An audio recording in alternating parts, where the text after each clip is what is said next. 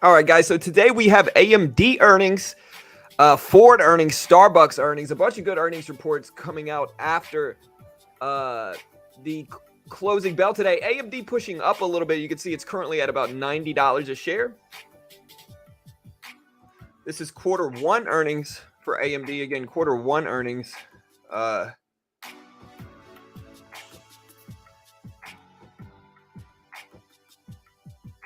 I wonder how relevant this is going to be to AI.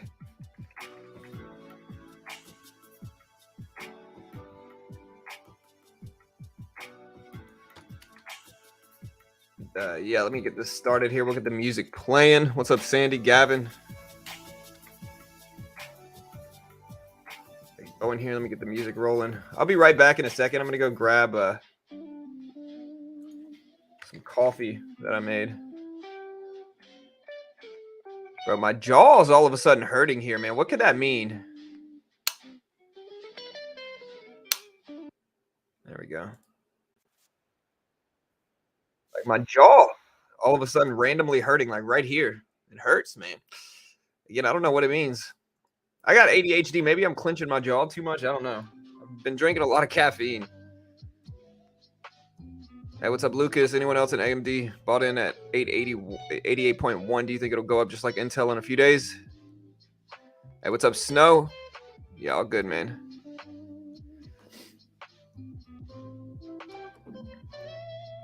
So yeah, today we have AMD, Ford, Starbucks. AMD is expecting 56 cents per share on 5.3 billion in revenue. Again, we'll put this up on screen. 56 cents per share profit on I think it's like 5.51. Let me see. 5.3 billion.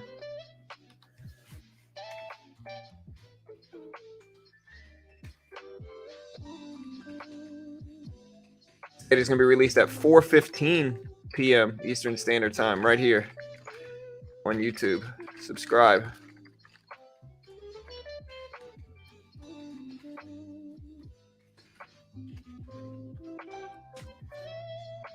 There you go. All right, guys. So, yeah, let me know what you guys think. I'll be right back. I'm going to go grab my coffee. We're going to do a poll real quick. So, before we do that, I want you guys to vote on this poll. Hit the like button as well.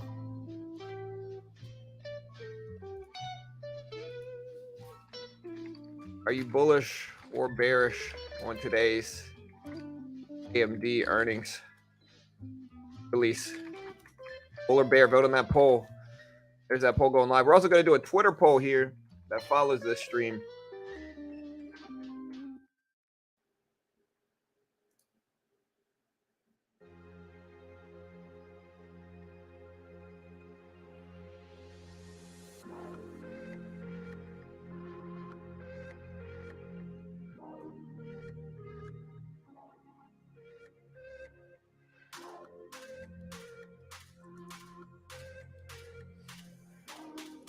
But yeah, dude, my jaw hurts, man. I don't know what it is, dude. My jaw is just hurting me right now.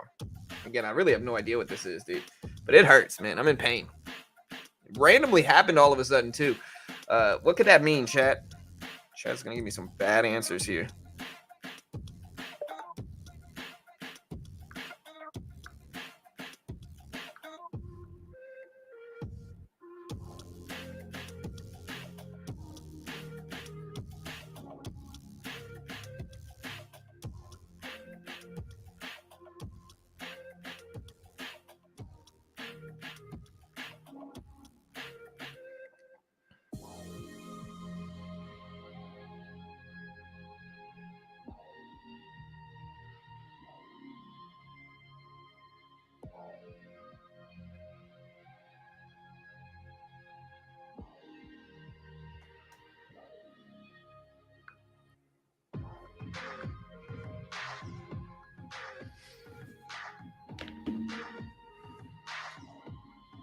Too much caffeine, grinding teeth. Hopefully that's what it is. Justin, you hush, bro.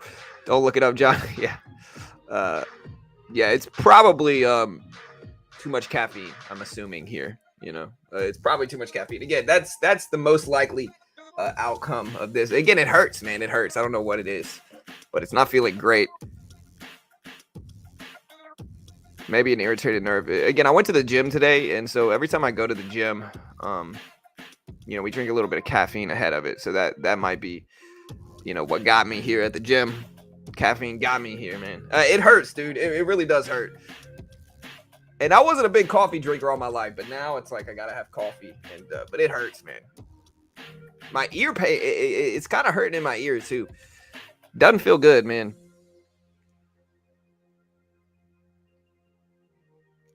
Fed meeting tomorrow is at 2 p.m. Eastern Standard Time. The press conference is going to be at 2:30.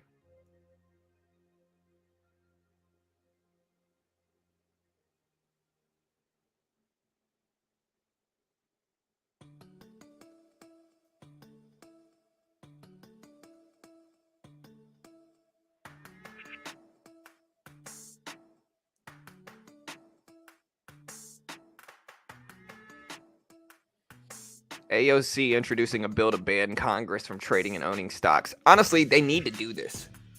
Like, regardless of how you feel about individual political, affiliations and parties, bro. I don't care about any political party. I'm anti-politics as it is.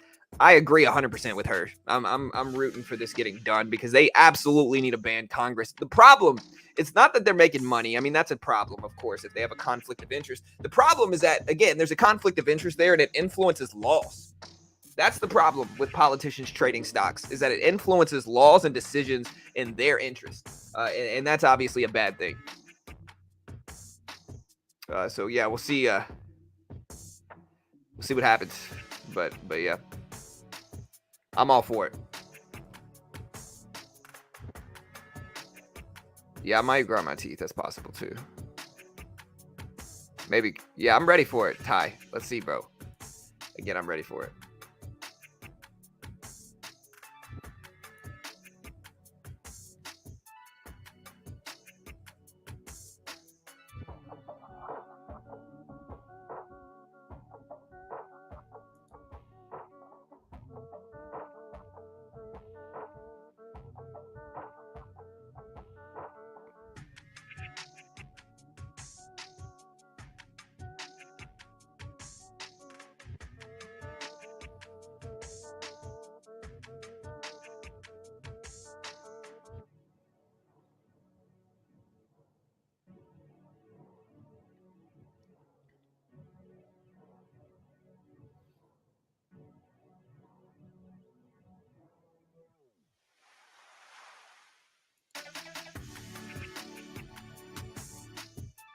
Yeah. John, you sound like you'd be a good rapper. Hey, mixtape coming soon, dude. Workhorse USPS news stirring up again was 43 at one point.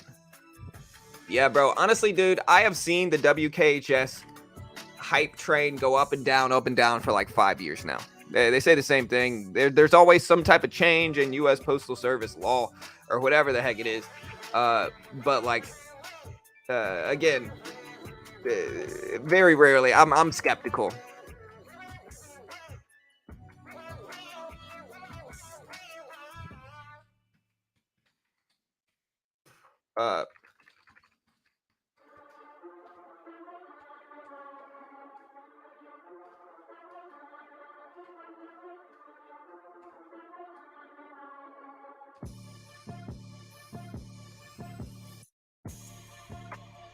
All right, guys.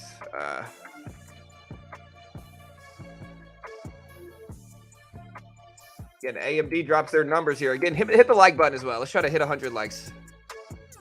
Top 3 for sure. Definitely top 3.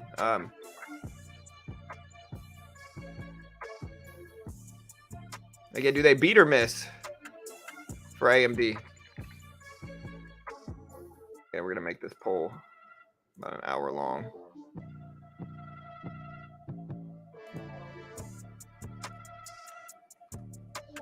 Yeah, we'll see, man. Mark it up after hours. Yeah, so if we look at the SPY, there's Workhorse. Here's the SPY itself. SPY had a pretty rough open. It's basically been dropping nonstop since the open. And again, it was necessary, though. Like, I wasn't really believing in buying the dip yet. Like, I wasn't ready to buy up anything yet. I told you guys this morning, I've been pretty hesitant in terms of just overall buying up anything.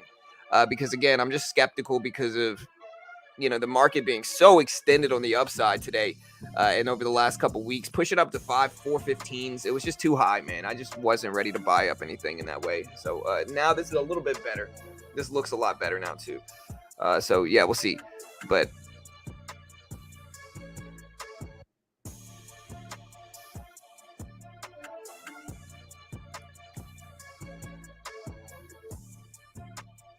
all right, so 100% of people so far on the votes on Twitter think they're going to beat here. We also got a YouTube poll. 59% are bullish, 41% are bearish here. Let me check out when. Again, do me a favor. Hit the like button on the stream, guys. I'm going to spam that to death. I'm going to sell out all constantly.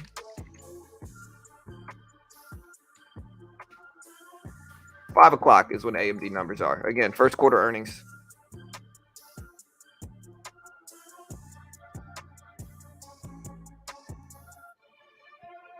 I'll be right back, guys. Time me. If I take over 30 seconds, you can call me whatever you want for the rest of the stream. All right, you can time me. All right, ready? Go.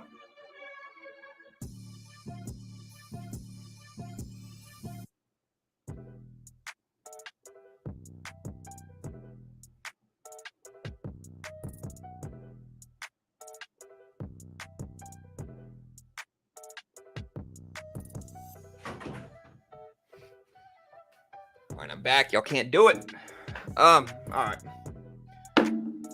Whew. All right, AMD pull it back to the previous closing price, right around break even right now. We got Pfizer up to $39.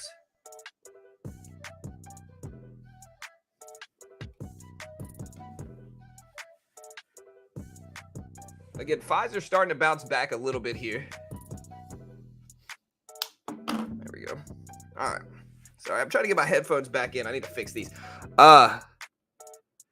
SPRO. This looks terrible. Looks like a terrible company. No liquidity. Choppy. Under $2. Not a great looking daily chart. Been back and forth sideways. FOMC is tomorrow. So yeah, FOMC is tomorrow.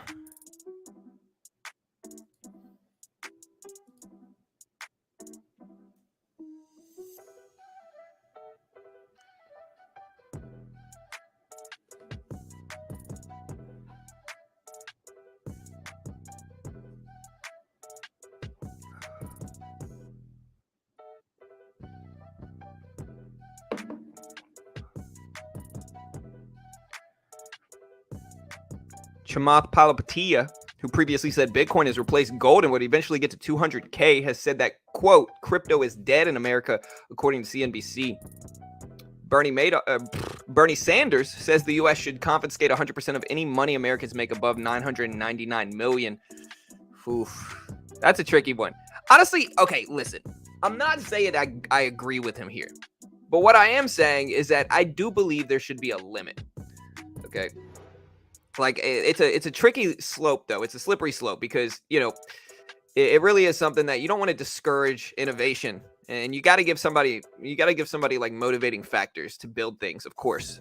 But I think once you start getting 50 billion, you don't want to stifle innovation as well. So it really is a tricky thing. Like, you don't want to stifle innovation. You want to let things go. And so because of that, I disagree, because I think, like, if you restrict them in that way, whereas nobody can have $1 billion, it's going to be very difficult to start some businesses. But, again, I understand it.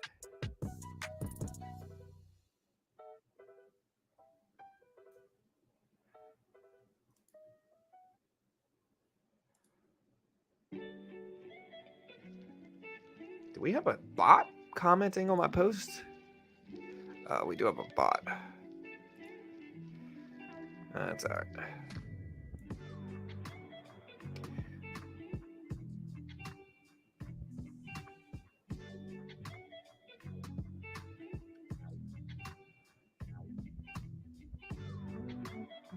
What, TJ? I'm so confused, man. Tesla should buy NKLA. Maybe.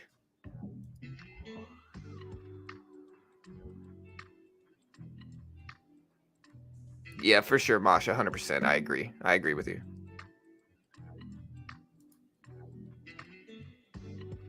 All right, guys. Again, AMD numbers.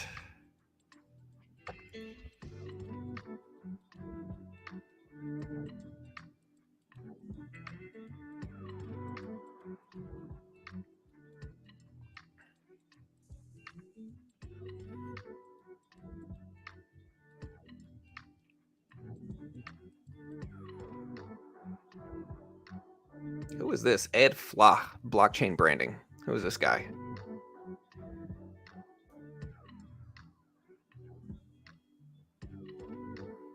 He looks legit.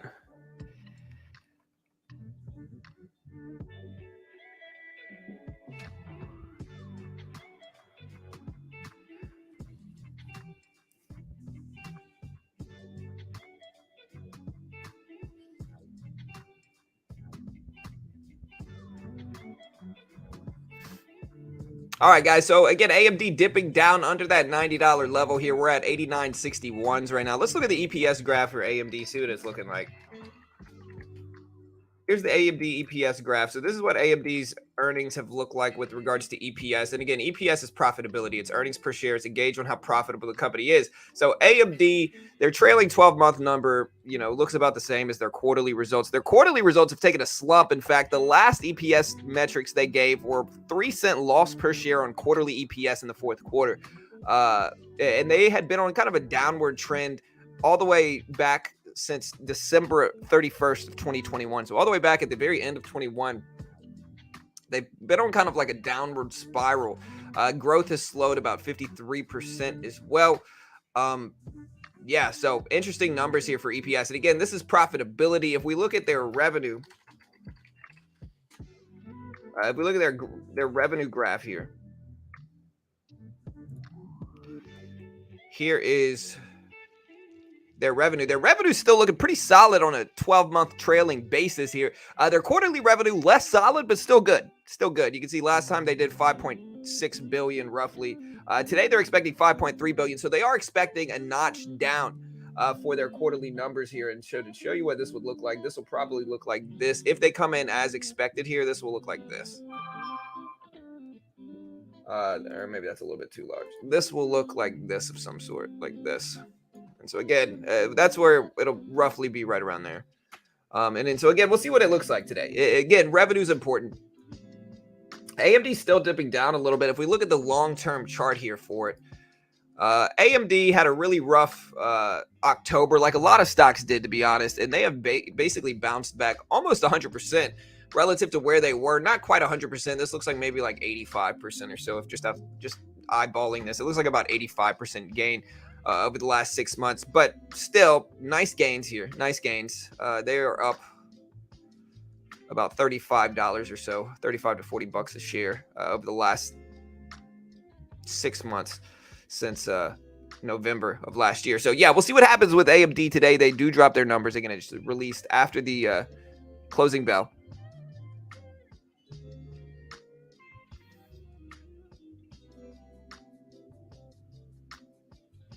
As long as they say, hey, enough times. Yeah, that's basically been the story of all these big releases lately, though, in all honesty. Like, that's been the story of all these big releases. Is you say AI as much as you can. You hopefully pump up the stock. I know Apple did. Not Apple. Amazon did recently. Kind of a similar thing. All right, guys. So, yeah, we still got a couple minutes here before the numbers drop. A couple minutes for AMD numbers. We'll put a timer up. All right, so we're going to put a timer up here. But we're going to make it towards the closing bell, which is in about 10 minutes. I'm just going to make this about the closing bell. There we go. So we got the timer to the close here. Here's AMD right now. Again, the SPY with a big drop and then a big kind of rebound over the last few minutes here. So the SPY dipped and then rebounded pretty big afterwards. Yeah, market had a really nice downtrend basically all morning up until almost 11 o'clock market time. We got a decent amount of votes on our poll here. About 84% think they're going to beat, 4% think they're going to miss, and 11% think they're going to come in as expected. So, yeah, interesting.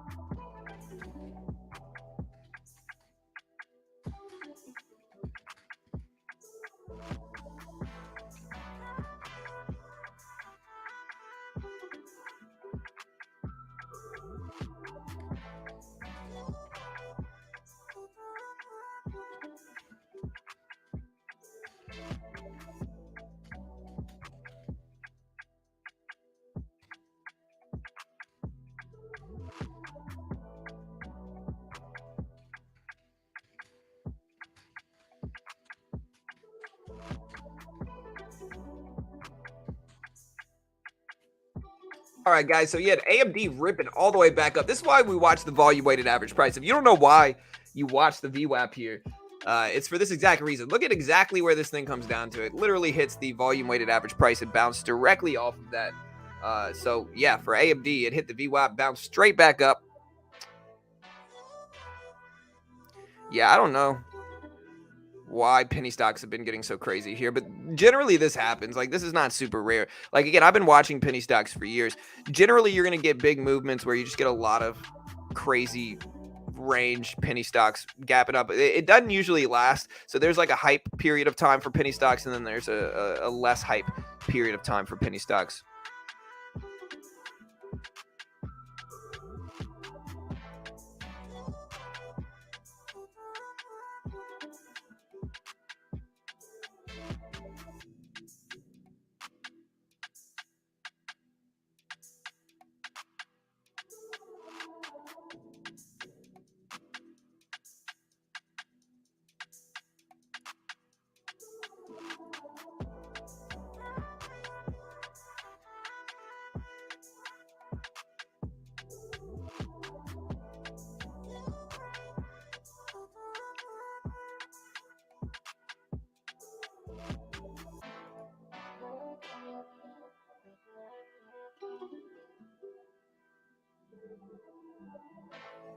All right, again, look at the bounce right at the volume weighted average price. Big pop right over that.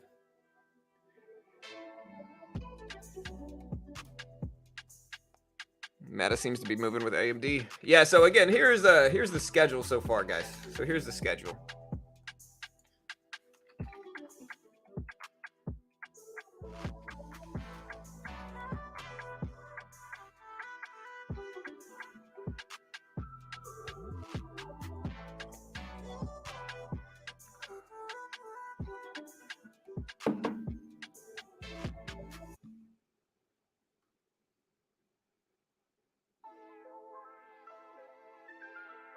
Again, here's the schedule today. Look at AMD rip up. So again, AMD releases theirs at 4:15. Ford releases theirs at 4:05. Starbucks at 4:05. ET, which is Energy Transfer, never really heard of it, at 4:10. Supermicro at 4:15.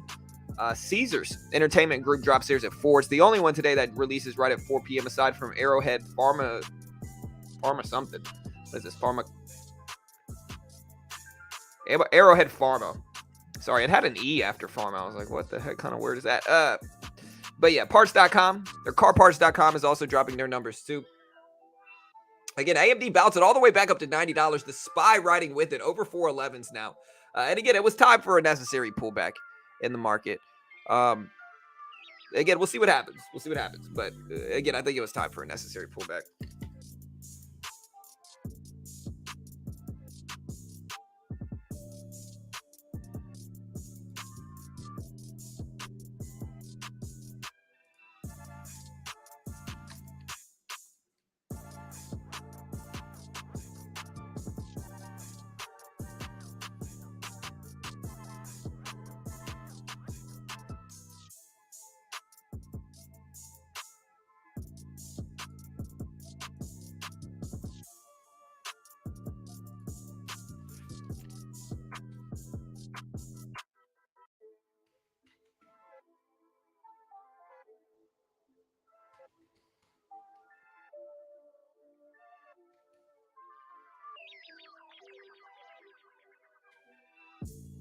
Again, let's see if 90 holds here. 90 is probably a pretty big psychological level that's relevant here. And again, we'll see if it actually holds support there. It wants to. $90, big relevant level. Again, we'll see if it holds.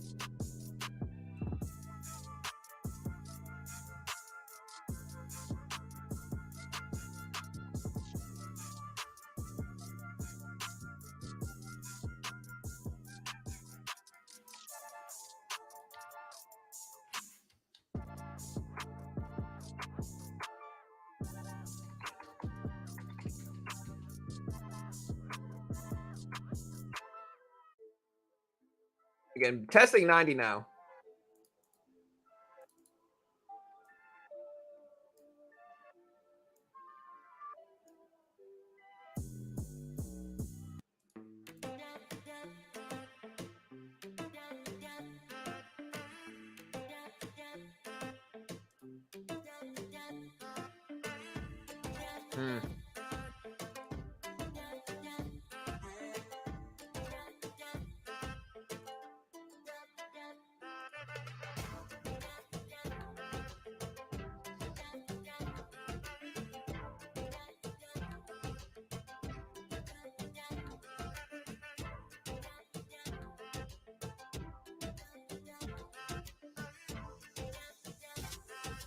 All right, guys.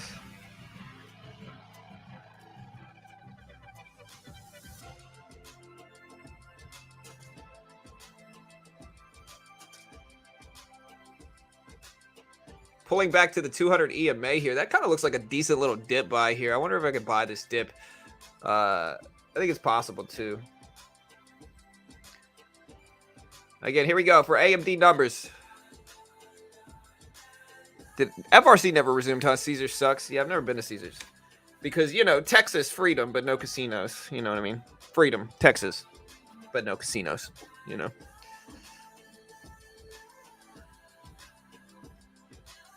There's nothing that says freedom like no ballot initiatives, no casinos, you know. No, I like Texas. I'm just joking, kind of. No idea about the regional banks. I can only talk about AMD semiconductors. Yeah, I don't know either. Yeah, FRC certainly hasn't resumed yet. What did the other banks do today? I'm assuming some of them are down because the market's down. Yeah, JP Morgan pulling back. Not a surprise. Wells Fargo pulling back. Bank of America pulling back. Again, not a surprise. It looks like the market's following that to a certain extent. And we did bounce right back up to $90 a share.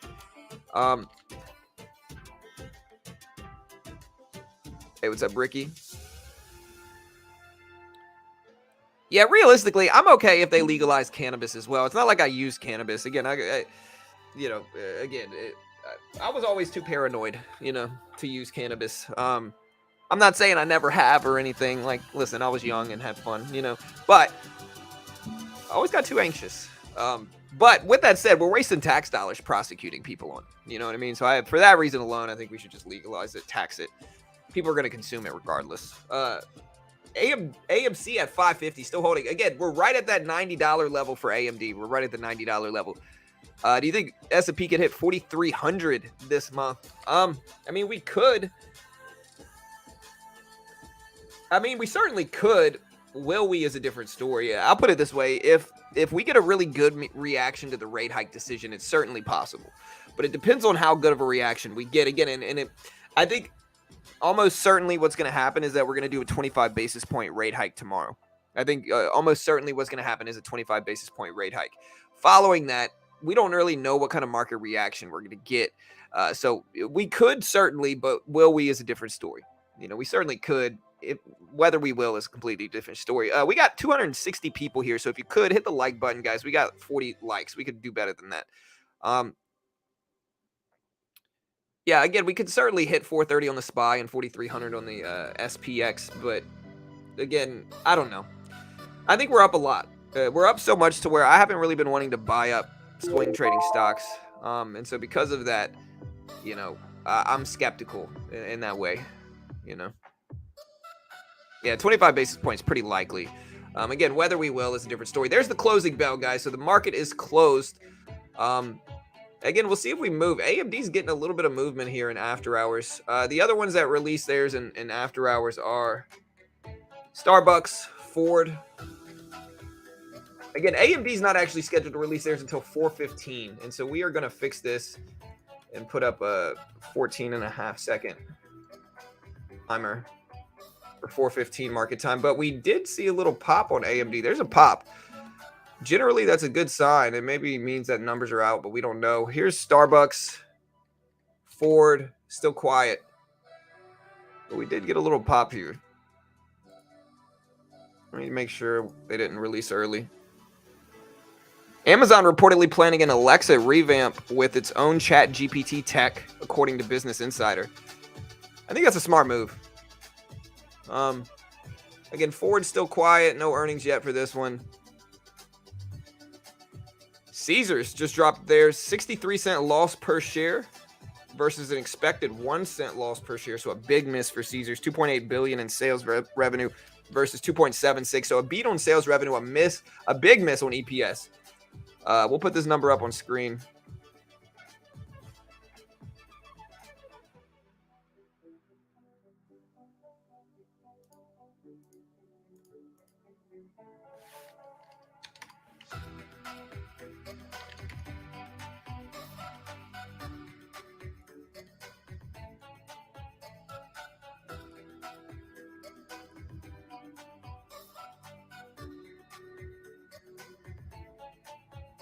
Yeah, but no offense, people aren't going homeless from cannabis. You know, they're not going homeless from cannabis. They're going homeless for other stuff, not cannabis. They can say that they went homeless from cannabis, but they're probably lying. You know, there's some famous movie quotes about this exact topic, but I'm just gonna not say them. But yeah, point is, that's not. People aren't going homeless from cannabis. You know, it doesn't cause physical withdrawal symptoms. Is the difference. You know, but. All right, guys. Again, we still got about 12 minutes or so until the AMD numbers come out. Well, the market's down for sure, Aquatic. I am green on the day, but the market's down. So the Senate Banking Committee is going to hold a hearing on recent bank failures on Thursday. And again, I guess we'll stream that. So again, the U.S. Senate Banking Committee is going to hold hearings on the recent bank failures on Thursday, May 4th. Again, we will stream this. Ford's still not out with theirs yet. The other one is SBUX releasing their numbers today. None of them are out yet. Again, AMD's not dropping theirs, at least in terms of what they scheduled, for another 12 minutes.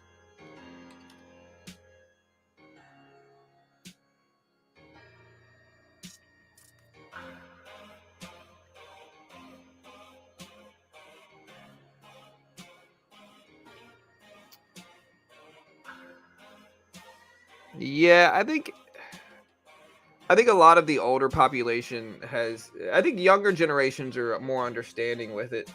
But it's certainly a polarized topic for sure. And again, I don't really consume cannabis, so it's not like I really have, not like it really matters to me either way, except for my tax dollars are being spent on it.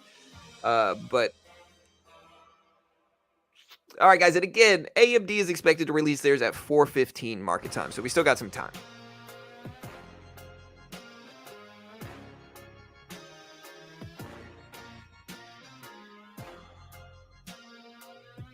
Well, yeah, that's why the legalization of open drug use is what caused it over everything, Yeah, so we still got about 10 minutes. Point is, until AMD's actually going to drop their number. So we have some time for sure. Again, they're pretty quiet, as should be understandable. And after hours so far.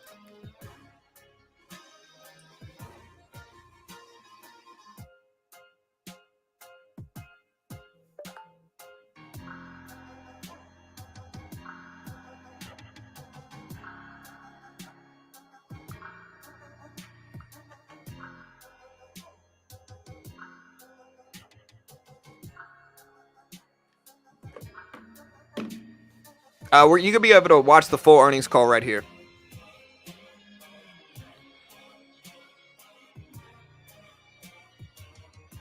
Yeah, but I don't think blaming cannabis for that is the right move, though, AV. I think there's a lot of reasons. I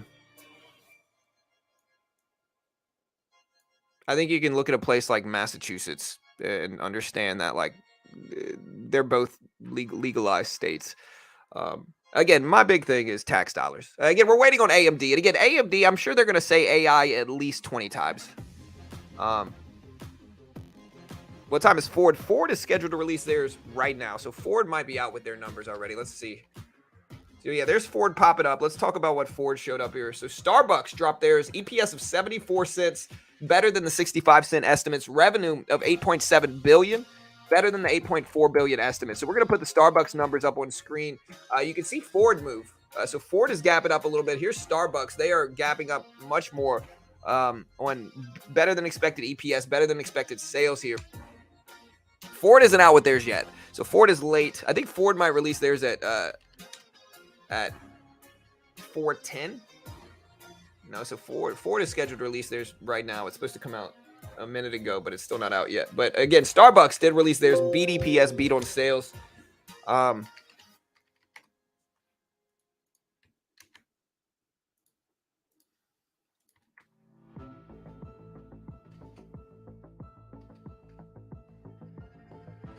Again, look at Starbucks dump.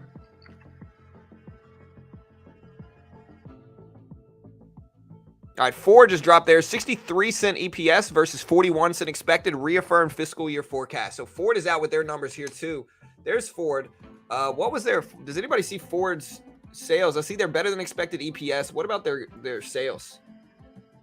But again, Ford did 63-cent EPS versus 41-cent estimates.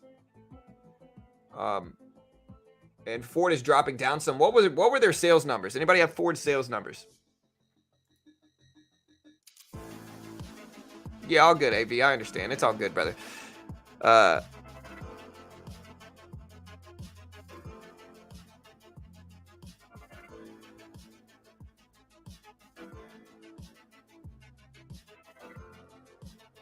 Again, I don't see anything for Ford yet.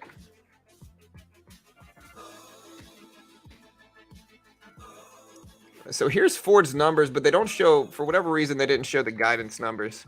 Or they showed their guidance reaffirmed, but they didn't show the actual sales numbers for Ford. So Ford is out with theirs, but I don't see what the actual sales numbers are. Let me look this up. Look at Ford dip. Revenue of 41.5 versus 36. Okay, so we got it.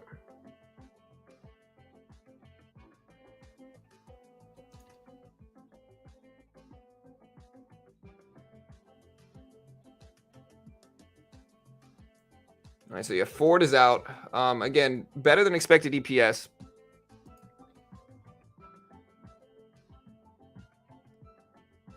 And Ford is a big drop.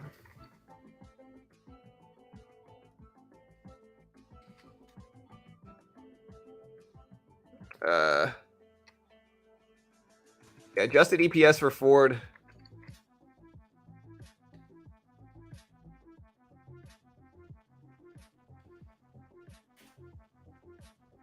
.63 EPS versus their expected 41 cent per share. Then a revenue of 41, and then they reaffirm their guidance numbers.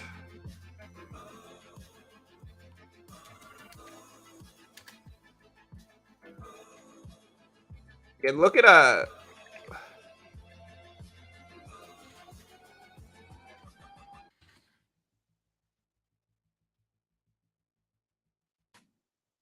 right, so we just put out Ford's numbers.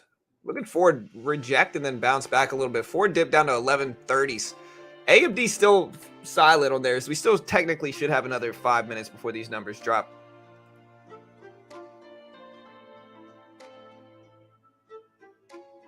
Yeah, Ford did a great job. Reaffirm fiscal year numbers. I might buy up Ford a little bit right now. If I can hurry up.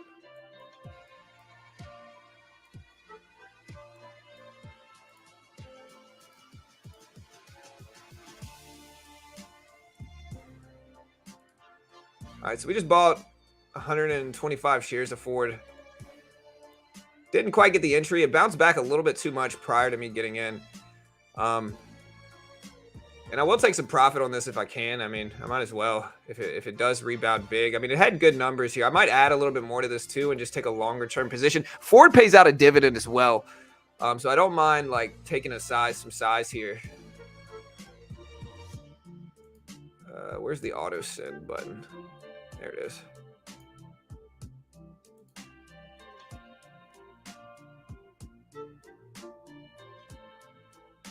Again, still got about 4 minutes before AMD drops theirs.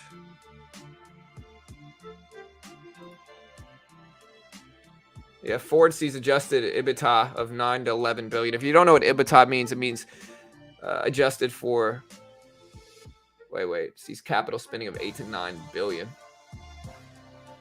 EBIT means adjusted for earnings before interest, taxes, appreciation, and amortization.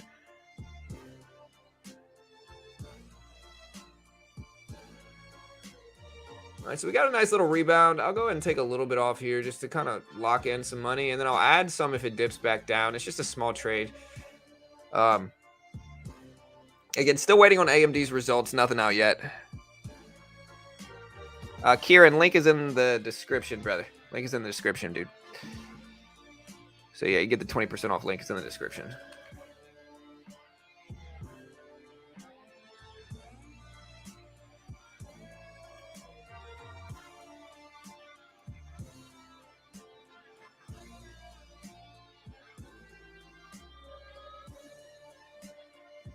Yeah, Starbucks beat both and then dipped. Yeah, I don't know why Starbucks is down like that. It had good numbers here. All right, so we just took a little bit more off at the top.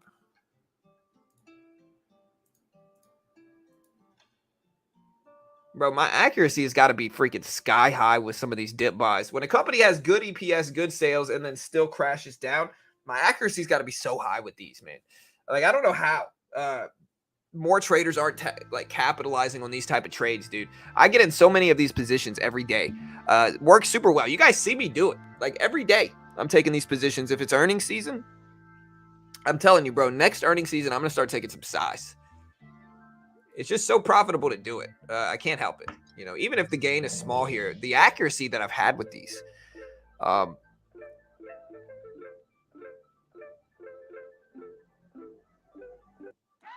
Hey, John, I see you take the contrarian trade sometimes.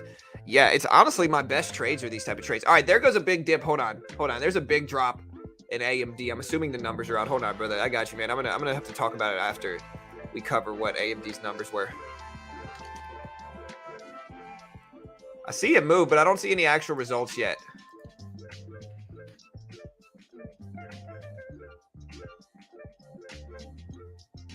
Earnings beat, they say, but I don't know what it was. I see it move. They say it was a beat, but I'm not actually seeing anything yet.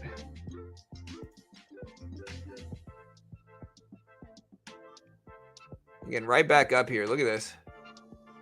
Again, I don't see anything for AMD. We're waiting. We usually have a pretty good source that gets us the numbers quick. But,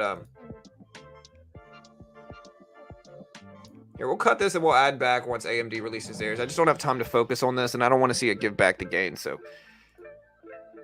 maybe AMD's numbers aren't out. Maybe this is just early.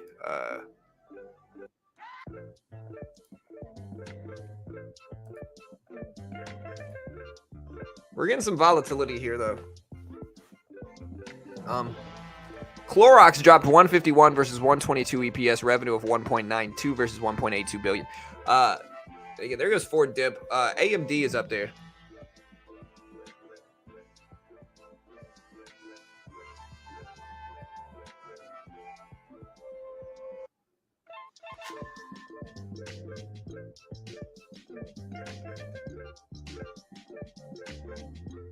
Yeah, I mean, it might have dropped 50 cents, but that's still a pretty big part of the range.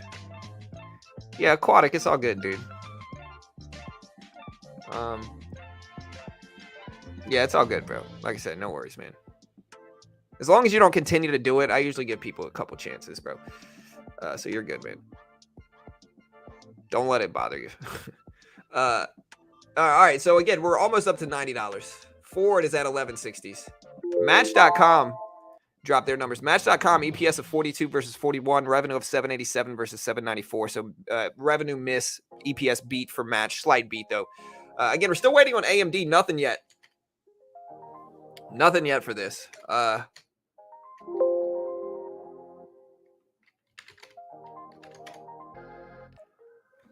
You'll see the volatility when this thing starts, but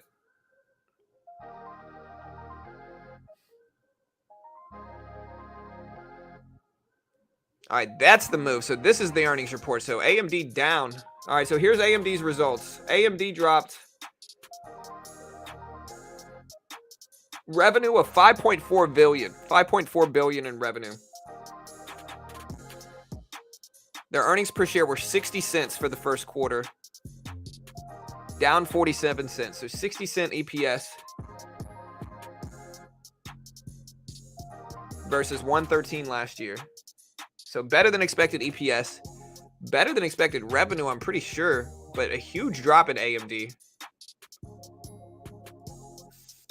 Come on. Dude, I don't know if I got the right spot here. All right, we cut it. We just made a quick little gain buying the same dip that we bought in Ford. We're out. But there's the rebound again. Better than expected EPS, better than expected sales. EPS of 60 cents per share, beat the 56-cent estimate. Sales of 5.35, better than the 5.3 estimates. Up to 91, back up here for AMD. Huge rip up. And again, I'm telling you, those dips when a company beats on both metrics and falls, those are really profitable. Look at the rebound all the way back up to 92 here on AMD.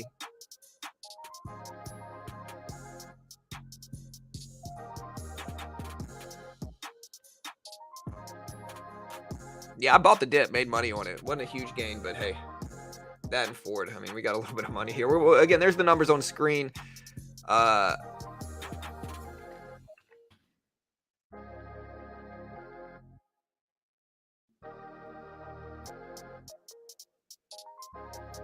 Pulling back to $90 here. Ford, we could have bought that pullback on Ford too. Let me put it in sub-only mode, guys. So if you haven't already, we're going to stream the full earnings call. Hit that subscribe button, guys. Hit the notification bell. We appreciate it. Again, there goes Ford all the way back up to 1175s. 1175s for Ford. But a huge rebound back here. Now we're pulling back, so kind of choppy report. Again, better than expected EPS, better than expected sales. 56 cent expected, 60 cent is what came out. Sales of 5.35, better than the 5.3 estimate. I showed 5.4 billion for revenue, but hey, it's all good.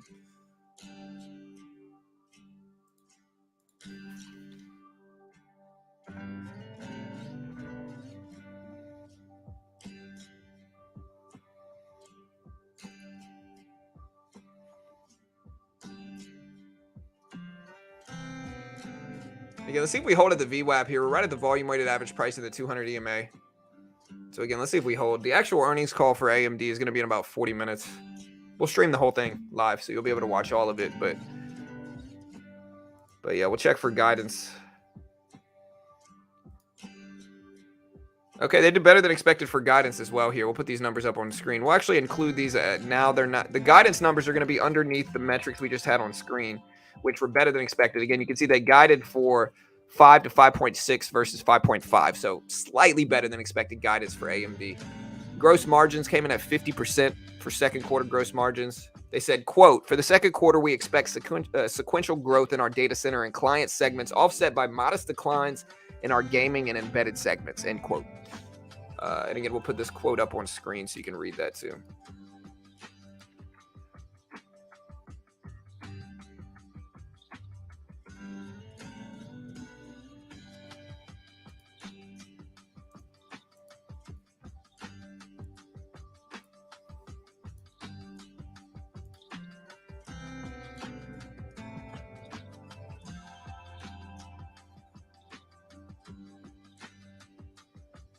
What do you think about that Fed meeting tomorrow? Rate hike or pause? I think we'll do 25 basis points. The question is, how does the market react to 25 basis points? And again, I really have no idea.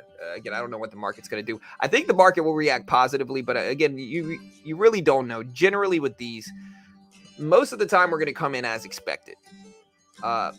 But what that means is that in times that we don't come in as expected, the market can be incredibly volatile because of that, because it's so typical for us to come in as expected, which is, again, 90+% of people think we're going to come in at 25 basis point rate hike. But again, because so many people already expect it, what that means is that any surprise or shock tomorrow will cause big brash reactions in market activity. So that's the thing to understand, is that we'll probably do 25 basis points. The real question is, how will we react to that? The other thing to understand is that if we don't do 25 basis points, say we pause, if we do 50, it's going to be chaos on the downside. If we pause, that'll probably make markets go up. But again, that does mean less for inflation, work. So yeah, what Powell says during the meeting is going to be a little bit more important to pay attention to, I think. So what Powell says during the meeting tomorrow is going to be big and relevant, and it's something that you should be paying attention to for sure.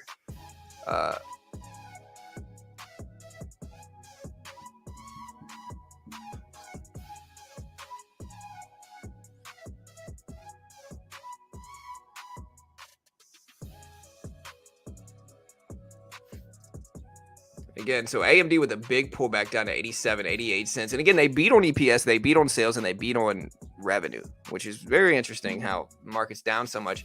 The question is, do you buy the dip now? Biggest meeting since Jackson Hole? I mean, I don't know about that. The Jackson Hole meeting was big. The call is at 5 p.m. And again, we'll stream the whole thing.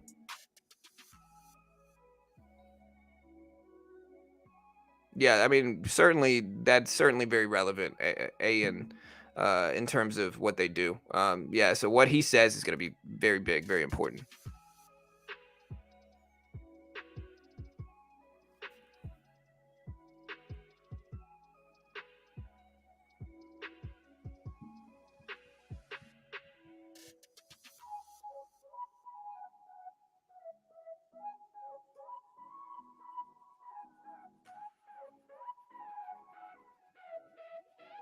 All right, so go ahead. AMD's down. Is it worth another dip buy? Is the question. Is it worth another dip?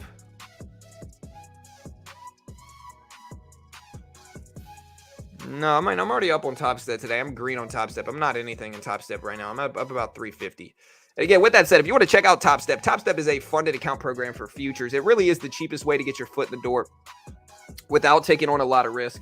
Again, a lot of pro traders or a lot of day traders don't understand how to day trade with less than 25K. But what you guys got to understand is that most day traders are trading futures.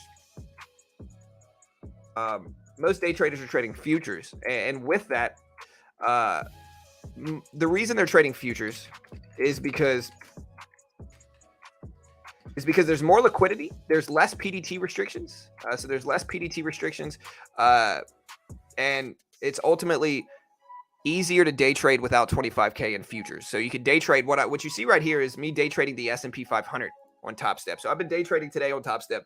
I am day trading the S&P 500. You can see it's labeled ESM3, which is the E-mini S&P 500. It's the futures contract of the S&P, but I can day trade it, short it, no PDT restriction. Instant settlement. I can buy market, buy bid, sell bid, buy ask, sell ask, just like stocks, but there's no PDT restrictions. I mean, one contract, though, you can see is about $4,200. And so if you want to trade multiple contracts, you need 10K or more usually if you want over 2 contracts. And again, so these funded account programs are very useful because it's kind of the best of both worlds.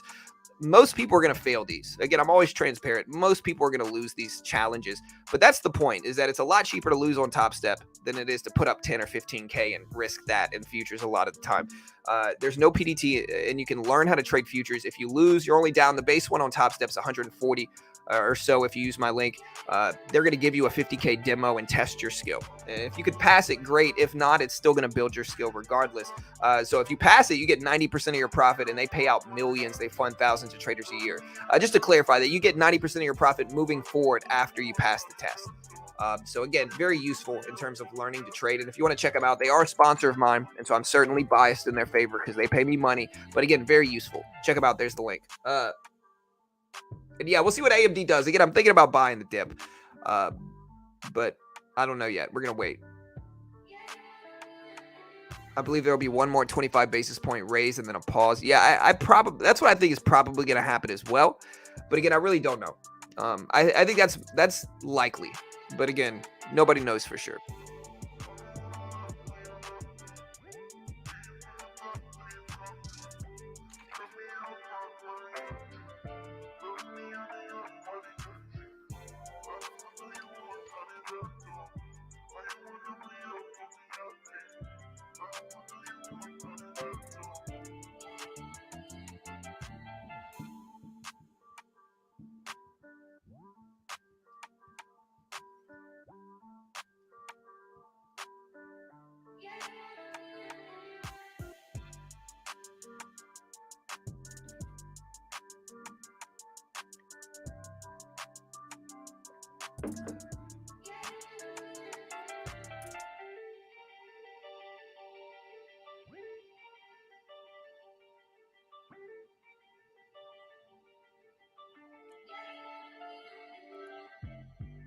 All right, so looking at our polls here, we asked people beat or miss. It looks like about 77% of people got it right, and we did beat for AMD.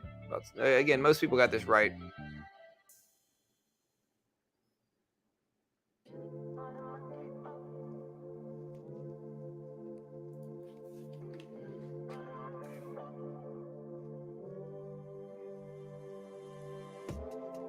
But yeah, big red day today, man, in markets. Kind of surprising how red it was at the open. Again, we still got, let me put a timer up until the actual earnings call here. Again, until the actual earnings call starts, we got about 33 and a half minutes. So we got the timer up about 33 and a half minutes until the actual earnings call. We'll put that there. AMD's still dipping down some here, though. Look at that dip.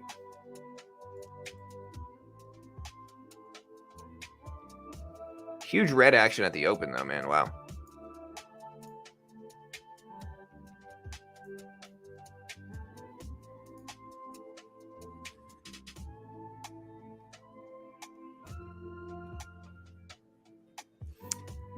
Yeah, but I mean, it's just kind of ways to get around the equity requirements, and it makes sense. You know, again, they're gonna have.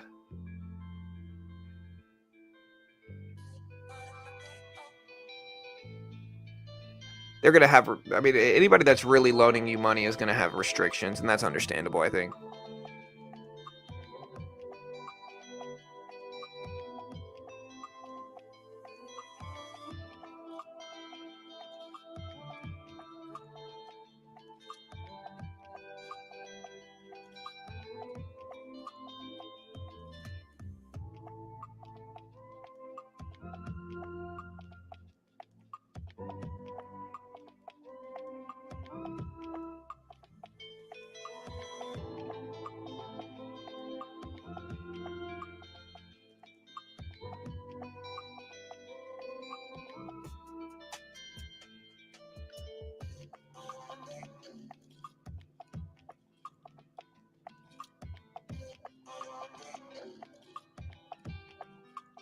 All right, so again, AMD testing the bottom of this range here. We still got 30 minutes until the actual earnings call goes live.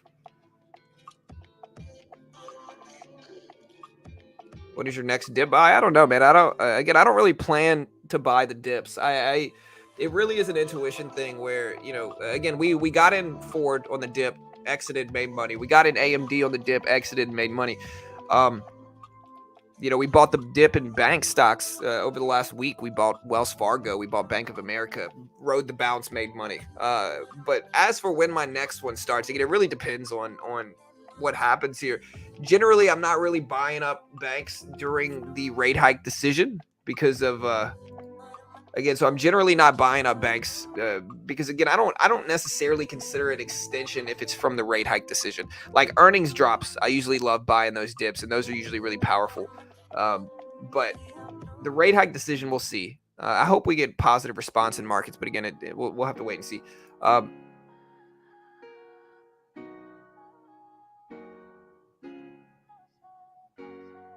Yeah, the Fed meeting's at 2 p.m. tomorrow.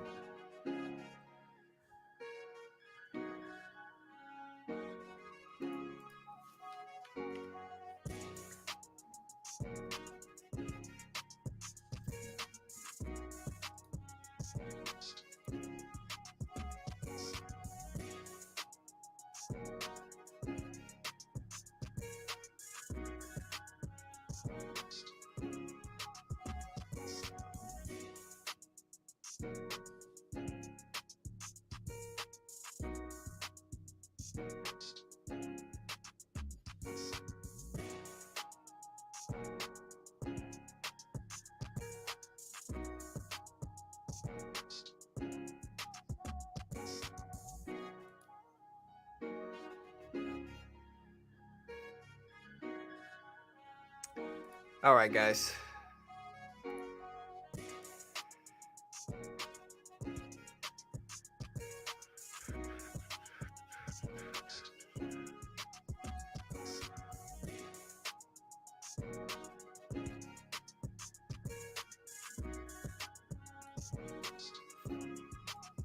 Bouncing right at the low of the day for AMD, right at the low.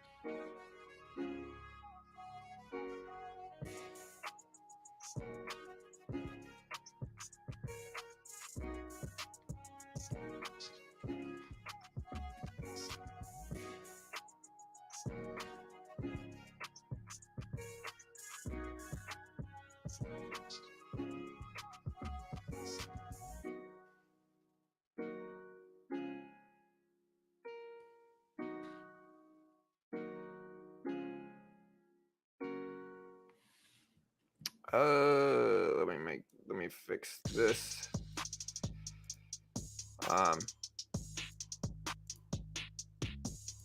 FRC had a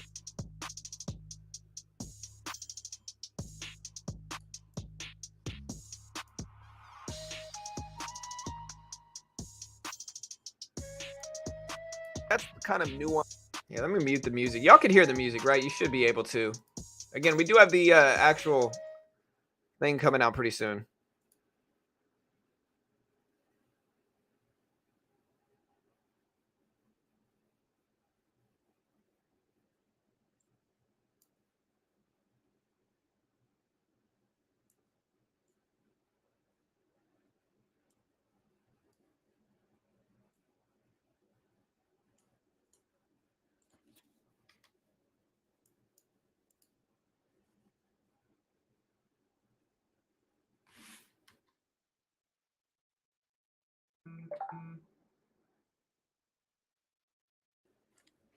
All right, guys. So,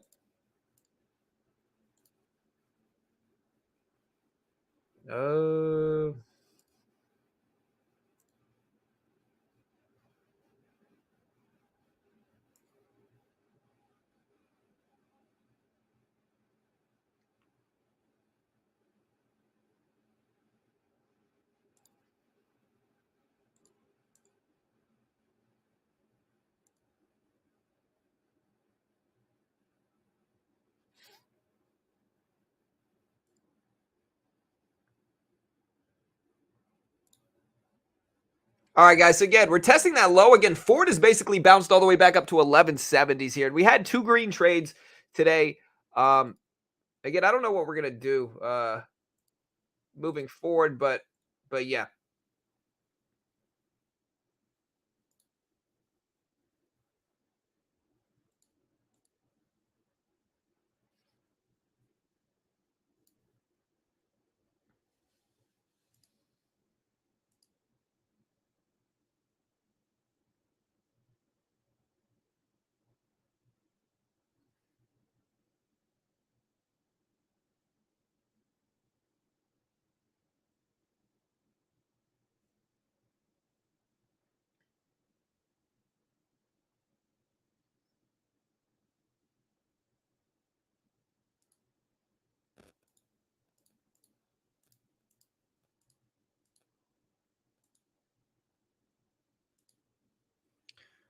There it is. All right. Sorry, guys. Had to find something.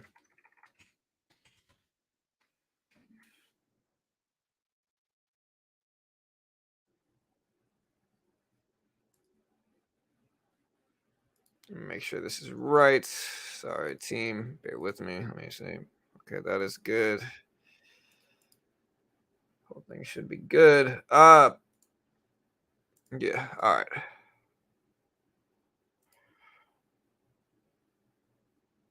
And again, let me know what you guys think is going to happen tomorrow. Is really the big thing. The rate hike decision is going to be huge. Again, what you got to understand is that a large majority of the expectations ring true for this type of stuff, right? So it's like what they expect to happen is probably going to happen.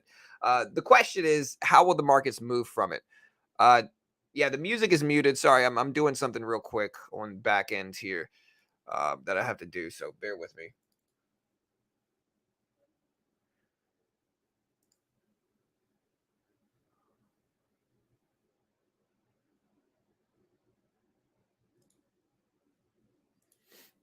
All right. Sorry, I had to do one thing, and then we're about to unmute the music. Bear with me here.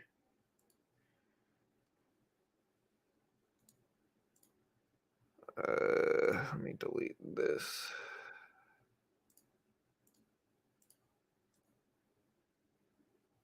There we go. But yeah, so AMD holding at that $86 level. It is an influential level. It seems like a psychological level as well. And again, we will do the actual press conference. Yeah, the PE looking good. The AMD numbers were solid, better than expected EPS, better than expected sales, better than expected second quarter revenue guidance. All the way around, pretty good. I mean, I think they were pretty solid. Um,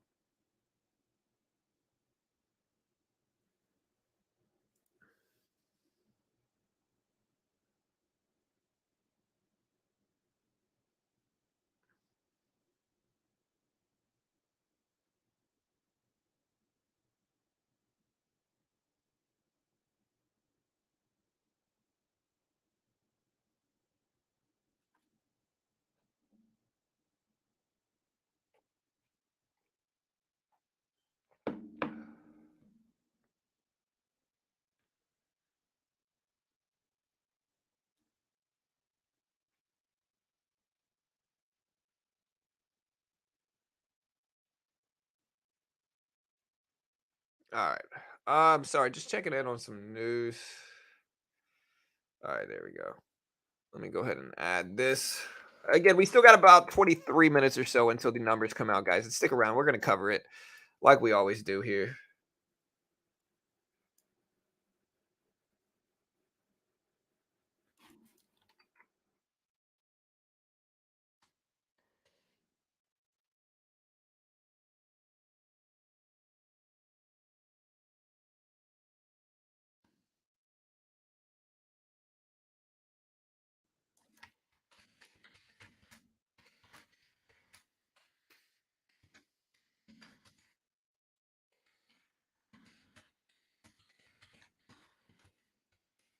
Yeah, so the Fed is expected to raise rates.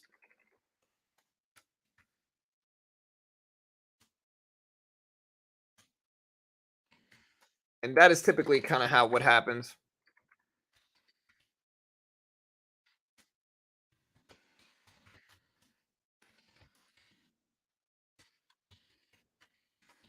You think the rate hike decision will be? Let me know. Um,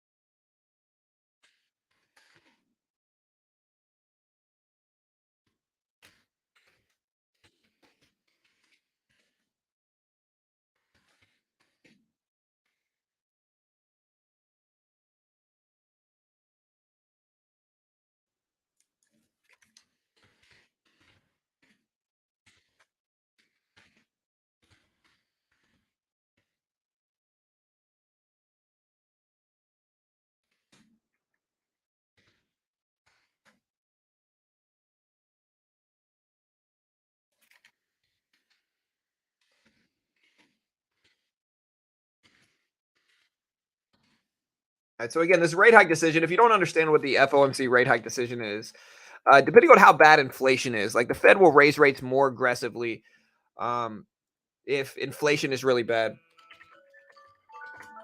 Uh, so again, if the inflation is really bad, they will raise rates aggressively. If inflation's not too bad, which is kind of what we're seeing improved inflation numbers, CPI, PPI, PCE data, all coming in lower than expected here.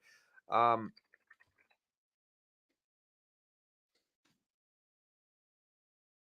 all coming in lower than expected over the last few months. Um, so that what I'm curious about is what the Fed's decision to do here.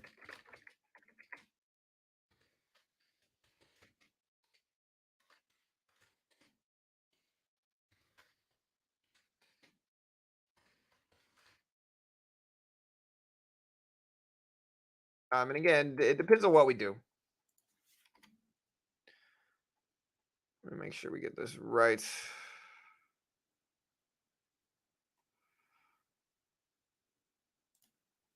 There we go.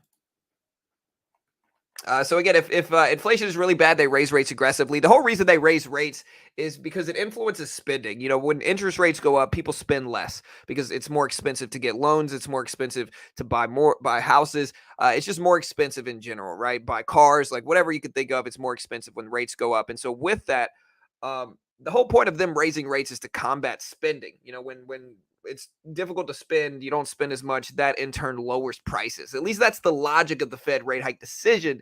And generally, like I said, overwhelmingly, you know, they typically come in as expected here. So they're usually going to come in as expected. Um, with that, we'll see what we do. Again, tomorrow's rate hike decision is big. Uh, Most people are expecting 25 basis points, and so with that, that's probably what we're going to do.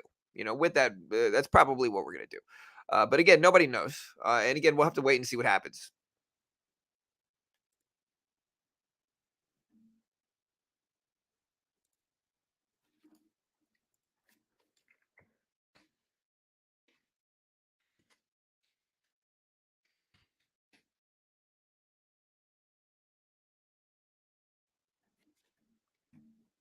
Why is inflation considering to be worse than a recession in the Fed's eyes? Well, it's not one. One is not worse than the other. Um,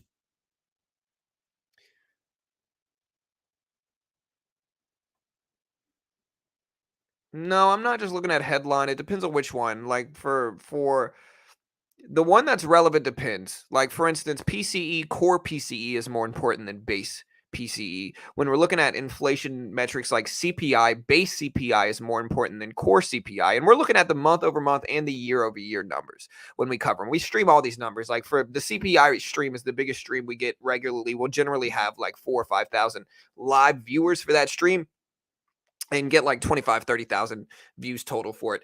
So it's the biggest stream we do, but we cover all the data, right? So in some of them, core is more important. AMD just broke lows. So AMD just broke down under that 85, $86 level. And again, we'll see if it holds. But the point is that all the way around, we've seen better inflationary numbers. Now, I get bears might want the market to drop.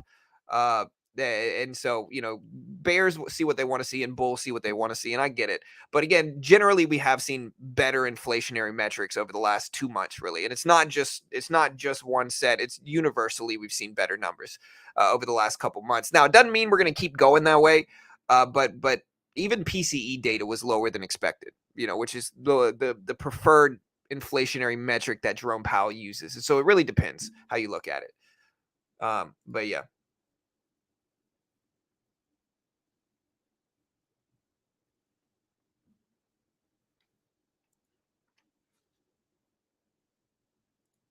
And so again, we got 1 second. We're going to unmute the music. Again, we still got about 15 minutes.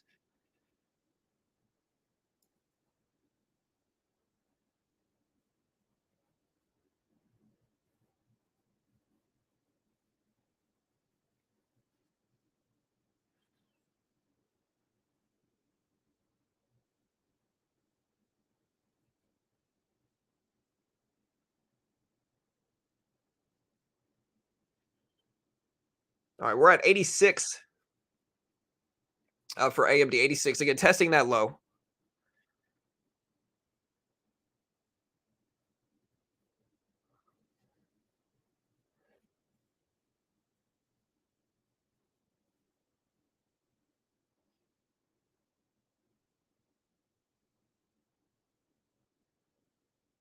And again, testing 86 now.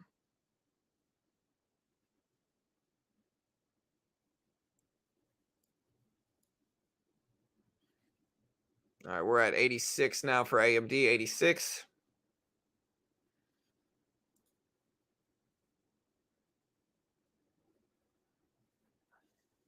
Yeah, I mean, inflation. It depends, man. Uh,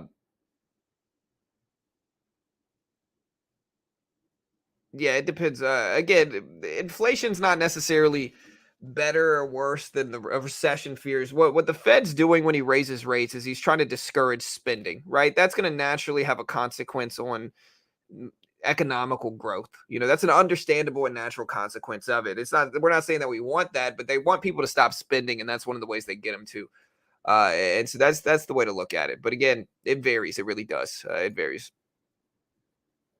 We had lesser job numbers today, which was, good. We had the JOLTS job report come out. So we did have lesser numbers on that front as well. Um, but it does vary.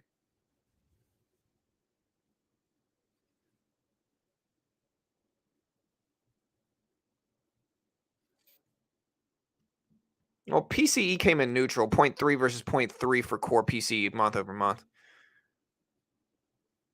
So again, uh, PCE came in at zero point 0.3 versus 0.3% expected. Last time it was 0.3%. So it didn't go anywhere.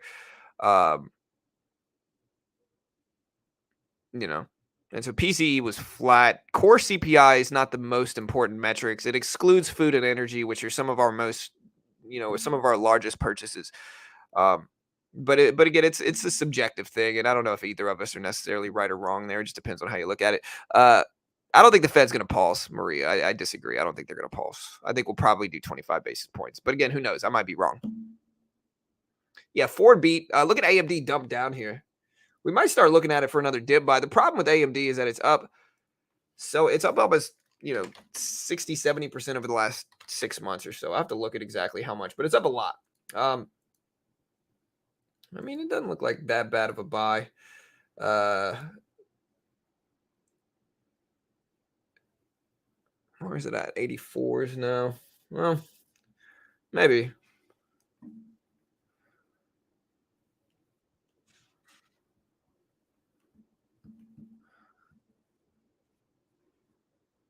I might buy a little bit of AMD here. Just wait. Again, the problem with buying it now, though, is that I don't know what the Fed's going to do, and I think the market was so volatile today that there's risk there. I just got to be careful.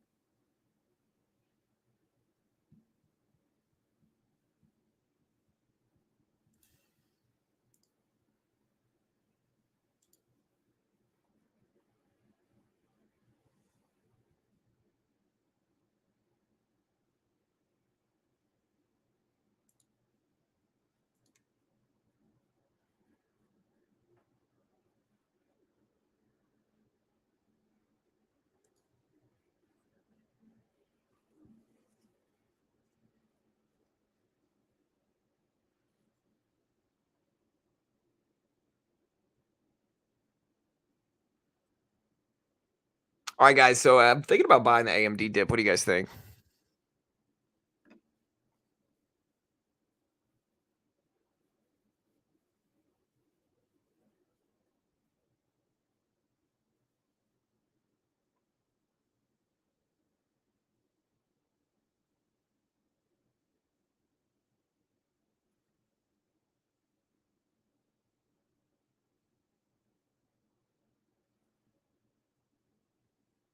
Again, 11 minutes, guys. 11 minutes.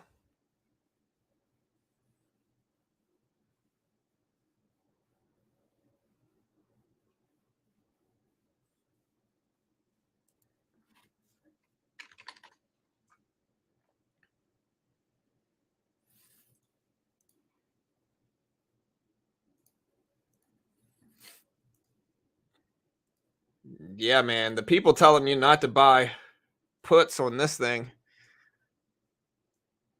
Bears sure are right after this huge whopping dip right here.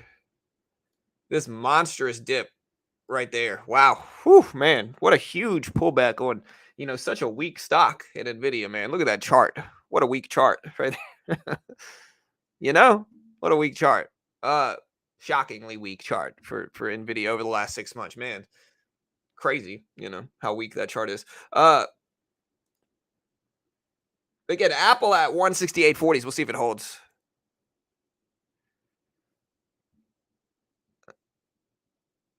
Buy 10 million shares of AMD so the price goes up. Let me jump in my Batmobile real quick and pick up those shares, sir. You know. Uh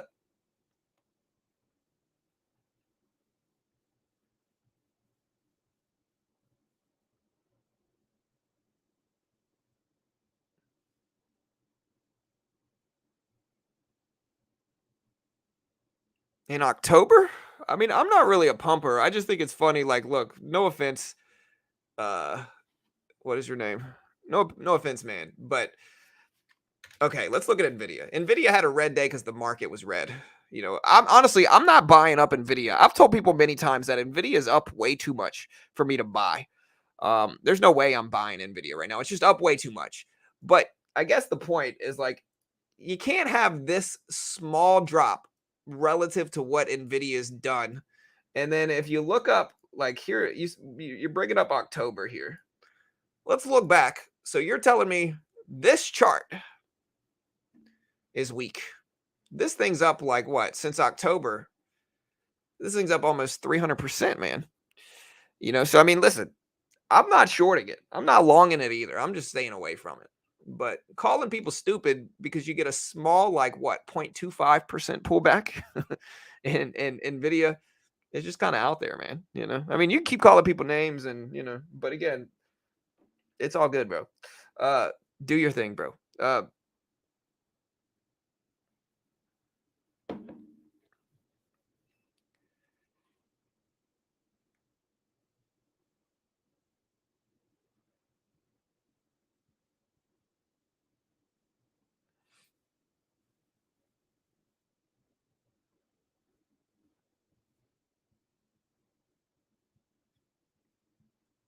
Again, AMD at 86.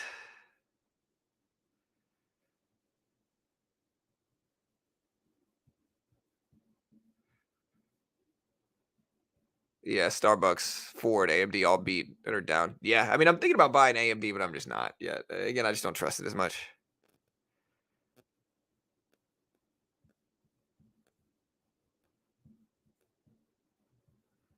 Yeah, I mean, if I flip the chart upside down, I can make I can make Nvidia look weak over the last 6 months. You know, I guess the point is like you'll get bearish traders, and the bearish traders will be like this, right? Stocks going up big, stocks going up big, stocks going up big, small pullback. Aha! See, I told you, stupid bulls. Ha ha ha. And it's like, what are y'all talking about, man? Look at Nvidia over the last 6 months, dude. This thing's gone from 108 to almost 300. I get it. People want to be right. Like I said, I said, people talking about they were right that they called a crash a month ago. But it's like, bro, the SPY is, I hate to tell them, but like the market is up huge over the last 6 months. Again, but I don't trust it. It's up too much for me to want to buy it up necessarily here. Like, I'm not trying to buy it here. It's just up a little bit too much. But I certainly don't think the market has been weak over the last month, in terms of just broad movement. Here's a 20-day chart. Market's green. 180-day chart looks even more green.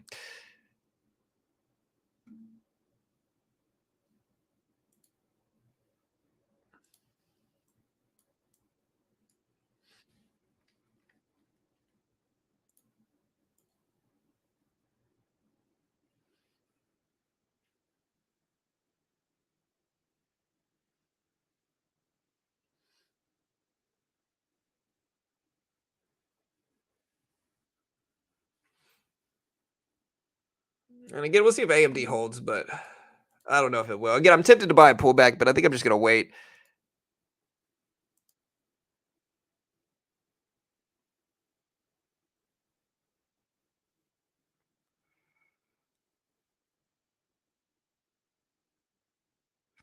And I generally say anybody that's calling people names is usually just pretty insecure about their own positions. I mean, that's kind of a universal truth in trading. Like if you're so bothered by your own predictions that you're out here trying to make fun of other people, you're probably struggling in your trades because profitable traders just don't do that. I'm scared of what? I buy off of extension, and again, I'm wildly profitable on my swing trades this year. Again, anybody that watches this stream knows how green I've been on my swing trades, right? Again, I bought up Ford today, wrote it up, sold pretty quickly. I bought up AMD today, wrote it up, sold pretty quickly. I bought up banks last week, rode them up for great gains, sold pretty quickly over the next few days. I bought Snapchat after the earnings drop, sold. I think I broke even on that one. But there's a lot of trades I've gotten into in terms of swing trading that have just been really, really profitable. Again, I'm green on the year swing trading in TD Ameritrade. And I'd probably get in trouble if I lied about it. So I'm not lying. I'm green on the year at TD Ameritrade swing trading. But the way I buy stuff is I don't buy up hyped up stuff. I try to buy pullbacks, like weak pullbacks. Like when we get big, pullbacks percentage wise, like 5 to 10% in a blue chip, that's usually when I'm trying to buy it up and, I'll try to hold it for a couple weeks and sell. The last one that one of my favorite ones recently was the SQ pullback after the Hindenburg short report came out. SQ dropped like 30% in 15 minutes, and I ended up buying it up in the 50s, sold it in the mid to high 60s. Uh, and that's one of those trades that I got into, and everybody was making fun of me. They're like, "Oh, bulls," and then they just kind of crickets over the next couple of days as it ripped up to 60, 65 plus. So again, the problem with Nvidia right now is that Nvidia, even though we have this little bitty pullback, it's just too extended on the upside for my taste. It's just too high up there. It's gone up too much. If it's up almost 300% in the last 6 months, it's up way too much for my taste here. Uh, Same thing with AMD, to be honest, right now. AMD's up almost 70% in the last 6 months. So that too. Hey, thank you, Kay. I appreciate it. Thank you, man.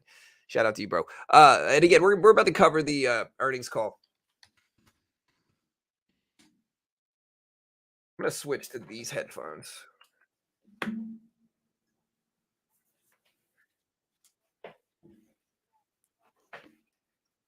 Where did my there they are. All right, so yeah, we're gonna switch headphones. Earnings call is supposed to start in about 3 minutes.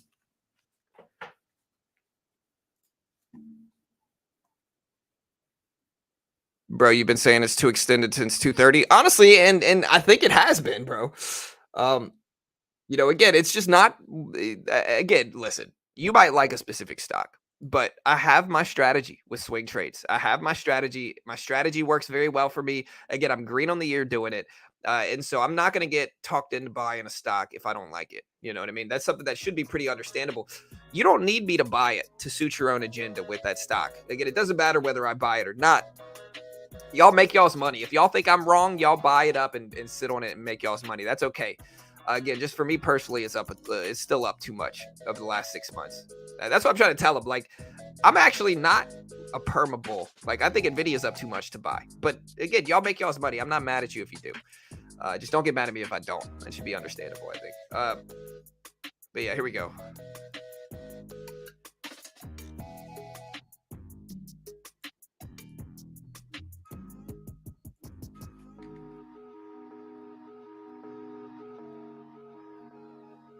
All right, we're gonna mute this. Y'all should be able to hear the music, right? Let me see.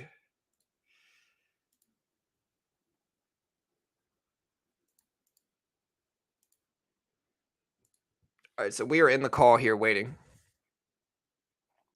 Do you like Amazon? Amazon's PE ratio is just really, really high. So their price versus earnings ratio is too high.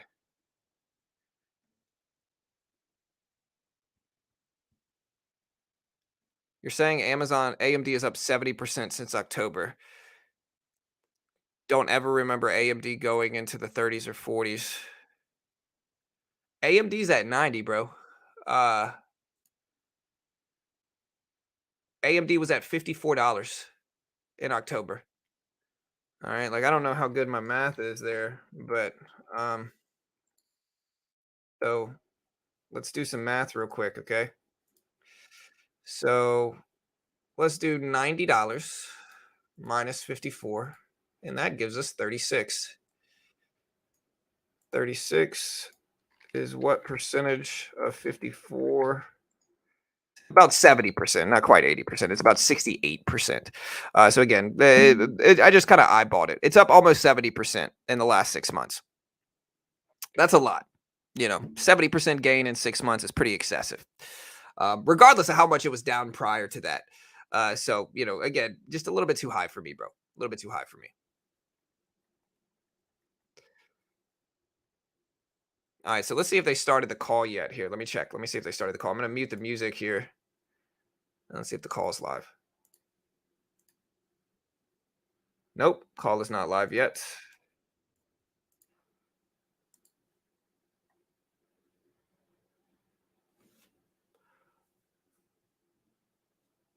If AMD beat, why is it down? Because if earnings were that easy to predict, everybody would make money. Like, think about it, okay? Like, okay, if earnings were that easy to predict, people would just wait to get the earnings numbers early and then just buy it up if it beat and sell it if it missed, right? That's all they would have to do. But again, they're not that literal. I wish they were, but they're just not. Again, they're not that easy to predict. If they were, everybody would just be sitting around waiting to buy up earnings reports, if they beat.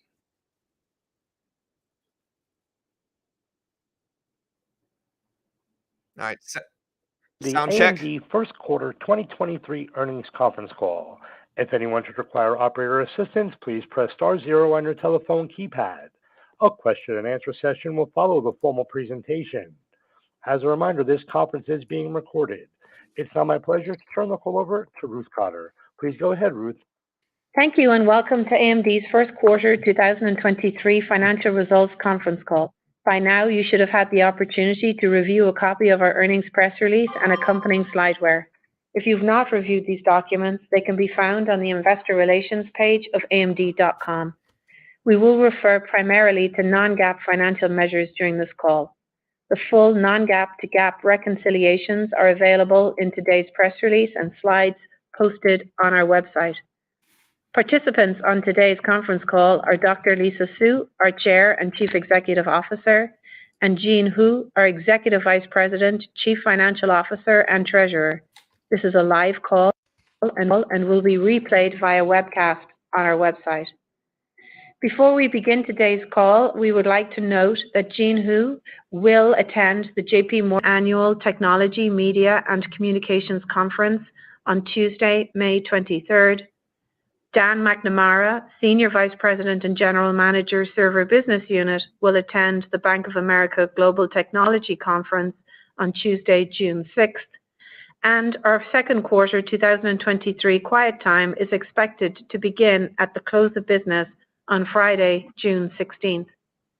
Today's discussion contains forward-looking statements based on current beliefs, assumptions, and expectations, speak only as of today, and as such involve risks and uncertainties that could cause actual results to differ materially from our current expectations. Please refer to the cautionary statement in our press release for more information on factors that could cause actual results to differ materially. Now with that, I'll hand the call over to Lisa. Lisa? Thank you, Ruth, and good afternoon to all those listening in today. We executed very well in the first quarter as we delivered better than expected revenue and earnings in a mixed demand environment, launched multiple leadership products across our businesses, and made significant progress accelerating our AI roadmap and customer engagements across our portfolio. First quarter revenue was $5.4 billion, a decrease of 9% year-over-year. Sales of our data center and embedded products contributed more than 50% of overall revenue in the quarter as cloud and embedded revenue grew significantly year-over-year. Looking at the first quarter business results, data center segment revenue of $1.3 billion was flat year-over-year, with higher cloud sales offset by lower enterprise sales. In cloud, the quarter played out largely as we expected. EPYC CPU sales grew by a strong double-digit percentage year-over-year, but declined sequentially as elevated inventory levels with some MDC customers resulted in a lower sell-in TAM for the quarter. Against this backdrop, we were pleased that the largest cloud providers further expanded their AMD deployments in the quarter to power a larger portion of their internal workloads and public instances. 28 new AMD instances launched in the first quarter, including multiple confidential computing offerings from Microsoft Azure, Google Cloud, and Oracle Cloud that take advantage of the unique security features of our EPYC processors. In total, we now have more than 640 AMD-powered public instances available. Enterprise sales declined year-over-year and sequentially as end customer demand softened due to near-term macroeconomic uncertainty. We continued growing our enterprise pipeline and closed multiple wins with Fortune 500 automotive, technology, and financial companies in the quarter. We made strong progress in the quarter ramping our Zen 4 EPYC CPU portfolio.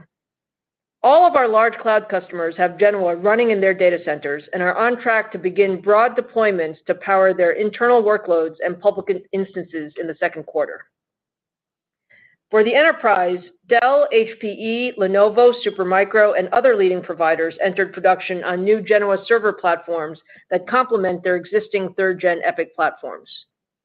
We are on track to launch Bergamo, our first cloud-native server CPU, and Genoa X, our fourth-gen EPYC processor with 3D chiplets for leadership in technical computing workloads later this quarter.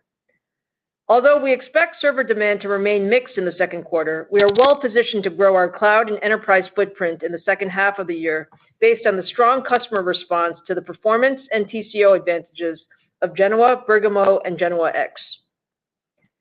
Now looking at our broader data center business, in networking, Microsoft Azure launched their first instance powered by our Pensando DPU and software stack that can significantly increase application performance for networking-intensive workloads by enabling 10x more connections per second compared to non-accelerated instances. We expanded our data center product portfolio with the launch of our first ASIC-based Alveo data center media accelerator that supports 4 times the number of simultaneous video streams compared to our prior generation.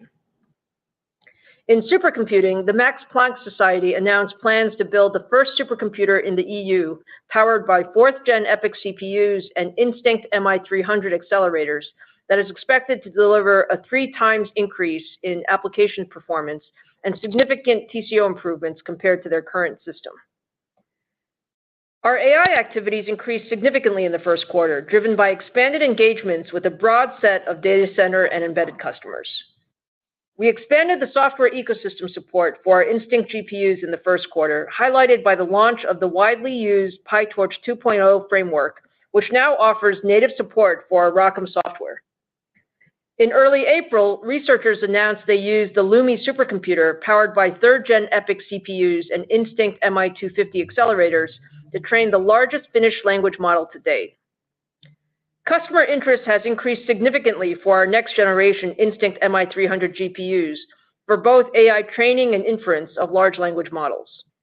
We made excellent progress achieving key MI300 silicon and software readiness milestones in the quarter, and we're on track to launch MI300 later this year to support the El Capitan exascale supercomputer win at Lawrence Livermore National Laboratory and large cloud AI customers. To execute our broad AI strategy and significantly accelerate this key part of our business, we brought together multiple AI teams from across the company into a single organization under Victor Peng. The new AI group has responsibility for owning our end-to-end AI hardware strategy and driving development of a complete software ecosystem, including optimized libraries, models, and frameworks spanning our full product portfolio. Now turning to our client segment, revenue declined 65% year over year to $739 million as we shipped significantly below consumption to reduce downstream inventory. As we stated on our last earnings call, we believe the first quarter was the bottom for our client processor business. We expanded our leadership desktop and notebook processor portfolio significantly in the quarter. In desktops, we launched the industry's fastest gaming processors with our Ryzen 7000 X3D series CPUs that combine our Zen 4 core with industry-leading 3D chiplet packaging technology. In mobile, the first notebooks powered by our Dragon Range CPUs launched to strong demand, with multiple third-party reviews highlighting how our 16-core Ryzen 9 7945HX CPU is now the fastest mobile processor available. We also ramped production of our Zen 4-based Phoenix Ryzen 7040 series CPUs in the first quarter for ultra-thin and gaming notebooks to support the more than 250 ultra-thin gaming and commercial notebook design wins on track to launch this year from Acer, Asus, Dell, HP, and Lenovo. Looking at the year, we continue to expect the PC TAM to be down approximately 10% for 2023 to approximately 260 million units. Based on the strength of our product portfolio, we expect our client CPU sales to grow in the second quarter and in the seasonally stronger second half of the year. Now turning to our gaming segment. Revenue declined 6% year over year to $1.8 billion, as higher semi-custom revenue was offset by lower gaming graphics sales. Semi-custom SoC revenue grew year over year as demand for premium consoles remained strong following the holiday cycle.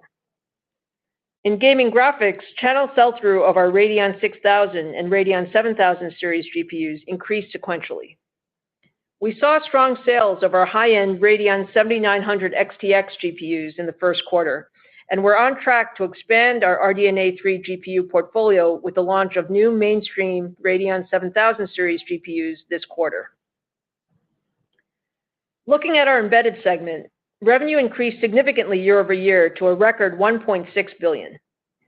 We saw strength across the majority of our embedded markets, led by increased demand from industrial, vision and healthcare, test and emulation, communications, aerospace and defense, and automotive customers. Demand for our adaptive computing solutions continues to grow as industrial, vision, and healthcare customers actively work to add more advanced compute capabilities across their product lines. We also released new Vitis AI software libraries to enable advanced visualization and AI capabilities for our medical customers, and launched our next-generation Kriya platform that provides a turnkey solution to deploy our leadership adaptive computing capabilities for smart camera, industrial, and machine vision applications. In communications, we saw strength with wired customers as new infrastructure design wins ramped into production. We also launched Zynq RF SoC products to accelerate 4G and 5G radio deployments in cost-sensitive markets, and formed our first telco solutions lab to validate end-to-end solutions based on AMD CPUs, adaptive SoCs, FPGAs, DPUs, and software. In automotive, deployments of our adaptive silicon solutions for high-end ADAS and AI features grew in the quarter, highlighted by Subaru rolling out its AMD-based EyeSight 4 platform across their full range of vehicles. In addition, we expanded our embedded processor portfolio with the launches of Ryzen 5000 and EPYC 9000 embedded series processors, with leadership performance and efficiency as we focus on growing share in the security, storage, edge server, and networking markets. Looking more broadly across our embedded business, we are making great progress in bringing together our expanded portfolio and scale to drive deeper engagements with our largest embedded customers. In summary, I'm pleased with our operational and financial performance in the first quarter. In the near term, we continue to see a mixed demand environment based on the uncertainties in the macro environment. Based on customer demand signals, we expect second quarter revenue will be flattish sequentially, with growth in our client and data center segments offset by modest declines in our gaming and embedded segments. We remain confident in our ability to grow in the second half of the year, driven by adoption of our Zen 4 product portfolio, improving demand trends in our client business, and the early ramp of our Instinct MI300 accelerators for HPC and AI.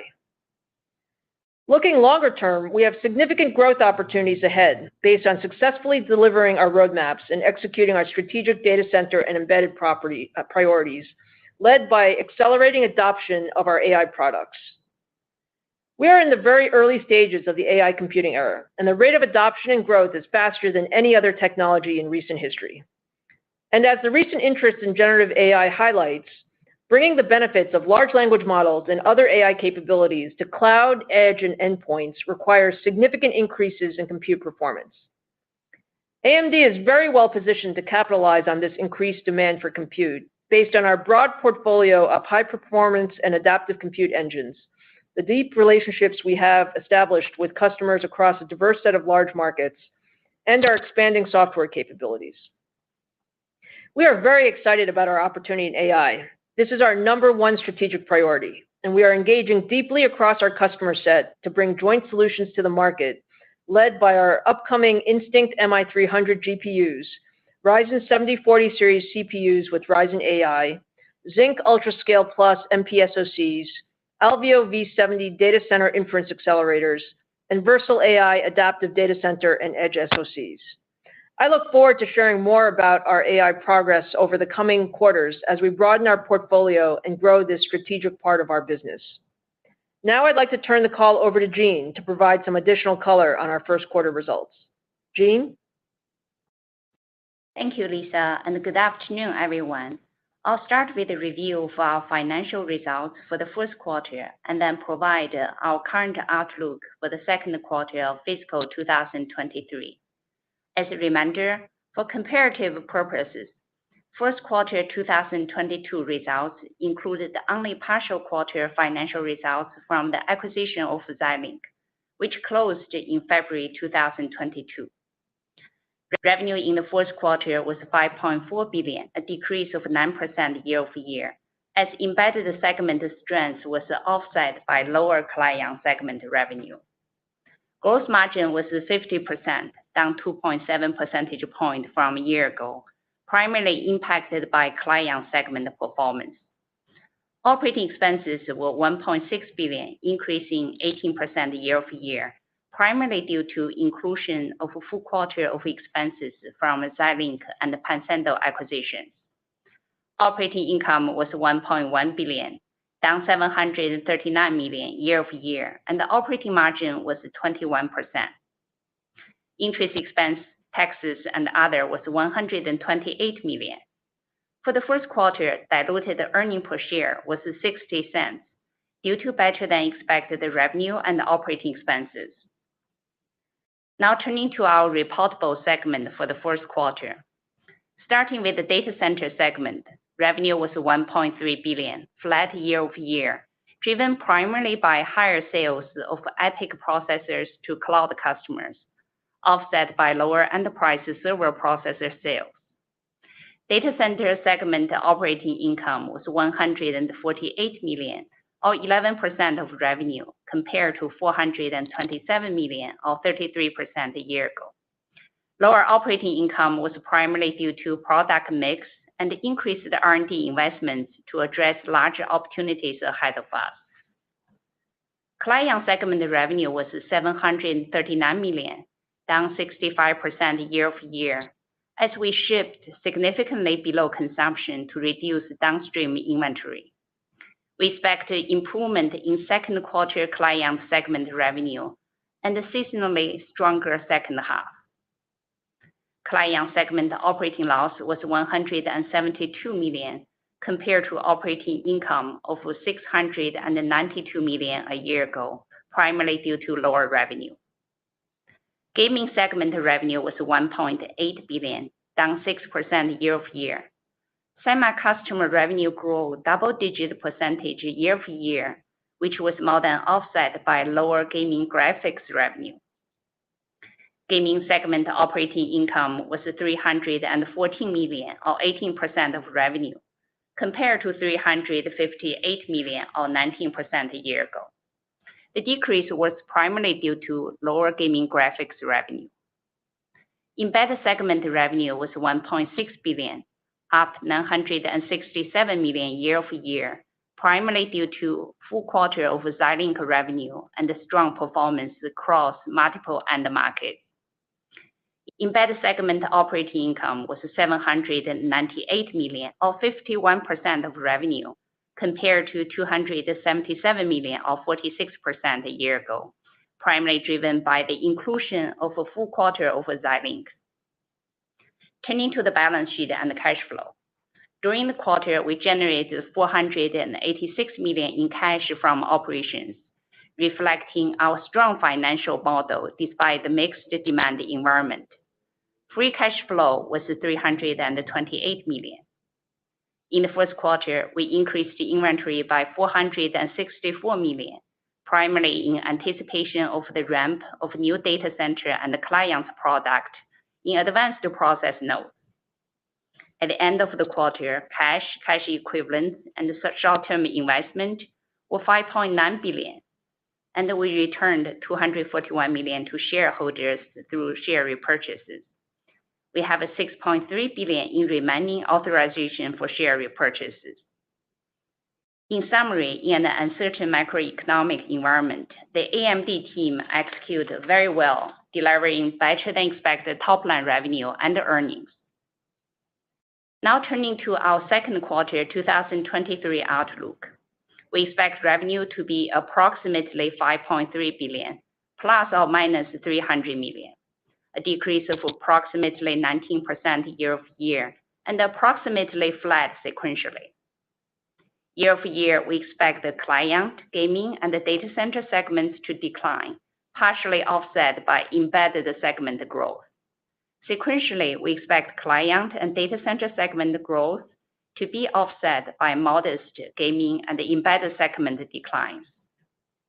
In addition, we expect non-GAAP gross margin to be approximately 50%, non-GAAP operating expenses to be approximately 1.6 billion, effective tax rate to be 13%, and the diluted share count is expected to be approximately 1.62 billion shares. In closing, I'm pleased with our strong top line and the bottom line execution. We have a very strong financial model and will continue to invest in our long-term strategic priorities, including accelerating our AI offerings to drive sustainable value creation over the long term. With that, I'll turn it back to Ruth for Q&A session. Thank you, Jean. And Kevin, we're happy to poll the audience for questions. Thank you. We'll now be conducting a question and answer session. We ask you please ask one question, one follow-up, then return to the queue. If you'd like to be placed into question queue, please press star one at this time. A confirmation tone will indicate your line is in the question queue. You may press star two if you'd like to remove your question from the queue. One moment, please, while we poll for questions. Our first question today is coming from Vivek Arya from Bank of America. Your line is now live. Thanks for the question. For my first one, Lisa, when I look at your full year data center outlook for some growth, that implicitly suggests data center right could be up 30% in the second half versus the first half, right?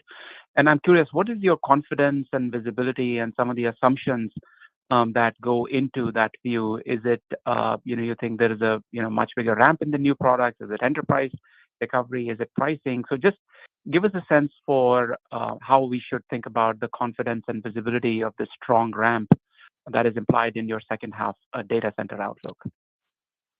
Right. So, Vivek, thanks for the question. Maybe let me give you some context on what's going on in the data center right now. First of all, we have said that it's a mixed environment in the data center. So the first half of the year, there are some of the larger cloud customers that are working through some inventory and optimization, as well as a weaker enterprise. As we go into the second half of the year, we see a couple things. First, our roadmap is very strong. So, the feedback that we're getting, working with our customers on, Genoa, it's ramping well.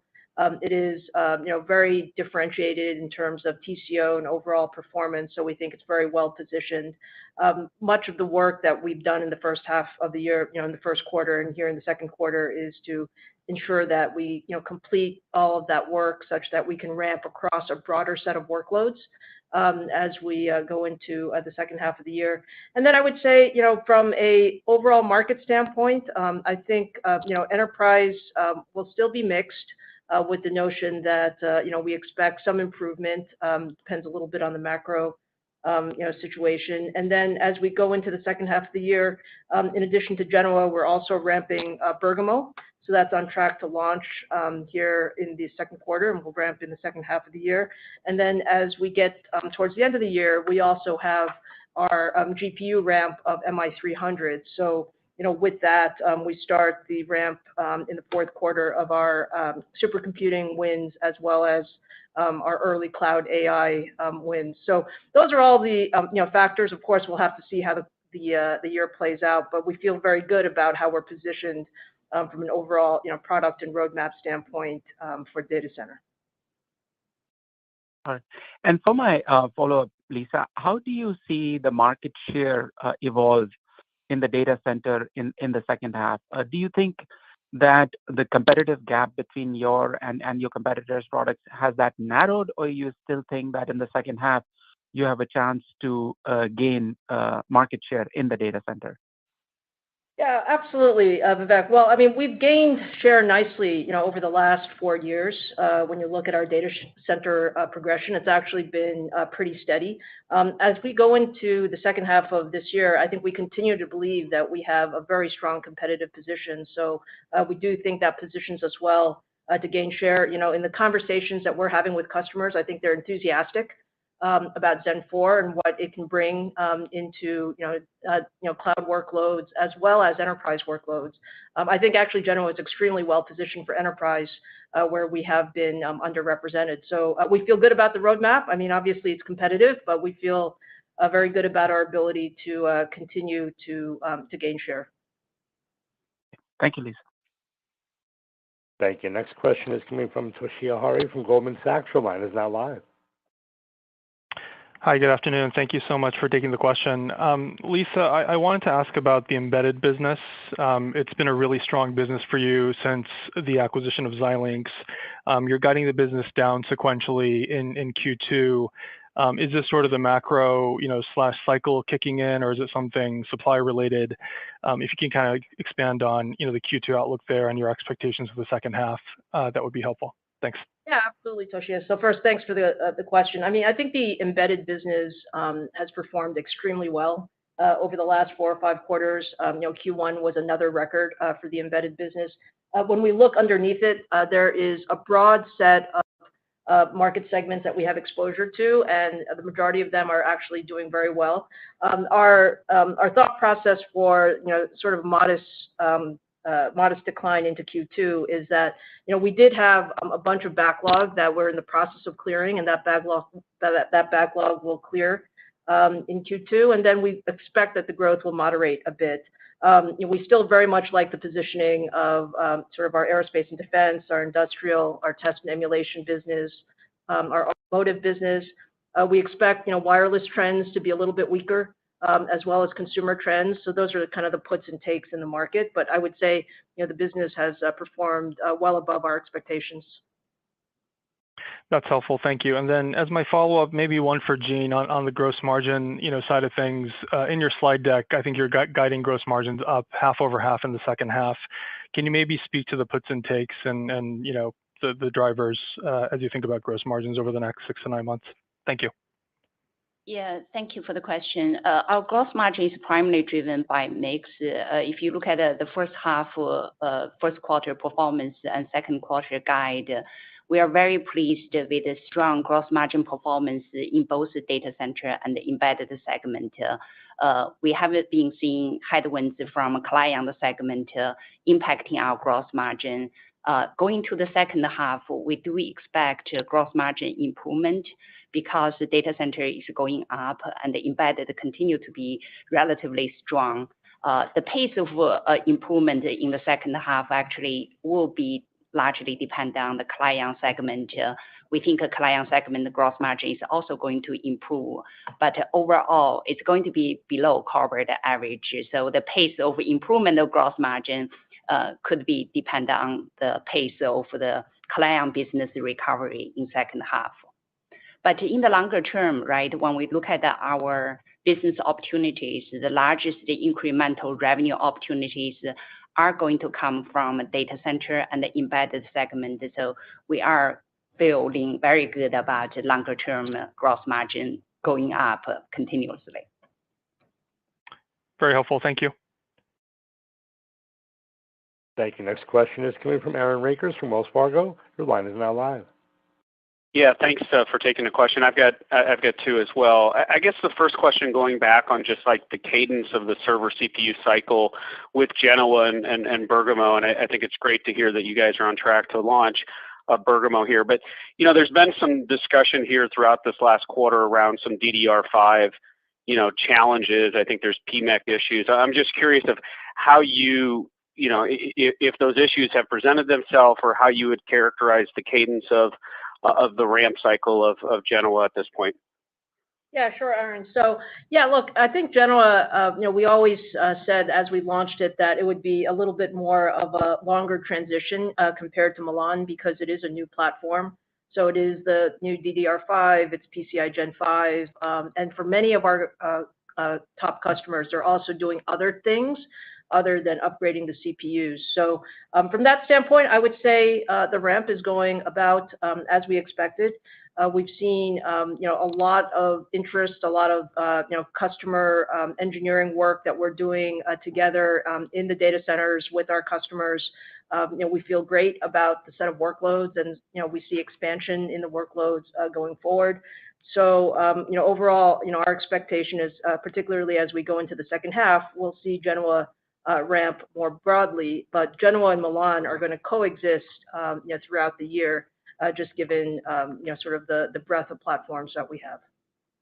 And anything specific on the DDR5 questions that come up? And then I'm curious that my second question, just real quick, is the MI300. If we look out beyond just the El Capitan deployment through the course of this year, how do you guys think about success in that data center GPU market? Do we think about beyond just El Capitan? Yeah, sure, Aaron. So back to the DDR5 question, we haven't seen anything specific on DDR5. It's just normal platform bring up that we're seeing. Now, as it relates to your question about MI300, look, we're really excited about the AI opportunity. I think that is success for us, is having a significant part of the AI overall opportunity. AI for us is broader than cloud. I mean, it also includes what we're doing in client and embedded. But specifically as it relates to MI300, MI300 is actually very well positioned for both, HPCs or supercomputing workloads, as well as for AI workloads. And with the recent interest in generative AI, I would say the pipeline for MI300 has expanded considerably here over the last few months, and we're excited about that. We're putting a lot more resources. I mentioned on the prepared remarks the work that we're doing, sort of taking our Xilinx and sort of the overall AMD AI efforts and collapsing them into one organization. That's primarily to accelerate our AI software work as well as platform work. So success for MI300 is for sure a significant part of sort of the growth in AI in the cloud, and I think we feel good about how we're positioned there. That's great. Thank you. Thank you. Next question is coming from Matt Ramsey from TD Cowen. Your line is now live. Oh, yes. Thank you. Good afternoon, everybody. Lisa, for my first question, I think just the way the business has trended, right, with enterprise and with China in the data center market being a bit softer recently, and it seems like that's kind of continuing into the second quarter. It occurs to me that a big percentage of your data center business, particularly in server in the second half of the year, is going to be driven by U.S. hyperscale. And I guess my question is the level of visibility you have to unit volumes, to pricing, to timing of ramps. If you could walk us through that a little bit, given it's customer concentrated, I imagine you'd have some level of visibility. And you mentioned growth for the year in data center. If you could be a little bit more precise there, I understand there's market dynamics, but it's a bit of a vague comment, and folks have just pushed me to ask about quantifying the growth for the year. Thanks. Sure, Matt, thanks for the question. So, look, I think as we work with our largest cloud customers in the data center segments, particularly with our EPYC CPUs, we have very good conversations in terms of what their ramp plans are, what their qualification plans are, which workloads, which instances. So I feel, that we have good visibility. Obviously, some of this is still dependent on overall, macro situation and overall demand. But our view is that there is a lot of good progress in the data center. Now, in terms of quantification, as I said, there's a lot of puts and takes. My view is that enterprise will improve as we go into the second half, and we're even seeing, I would say, some very early signs of some improvement in China as well. So our view is, I think, double-digit data center growth is what we currently see. And certainly we would like to ramp Genoa and Bergamo as a large piece, given the strength of those products. We'd like to see them grow share here over the next couple of quarters. Thank you for that, Lisa. That's helpful.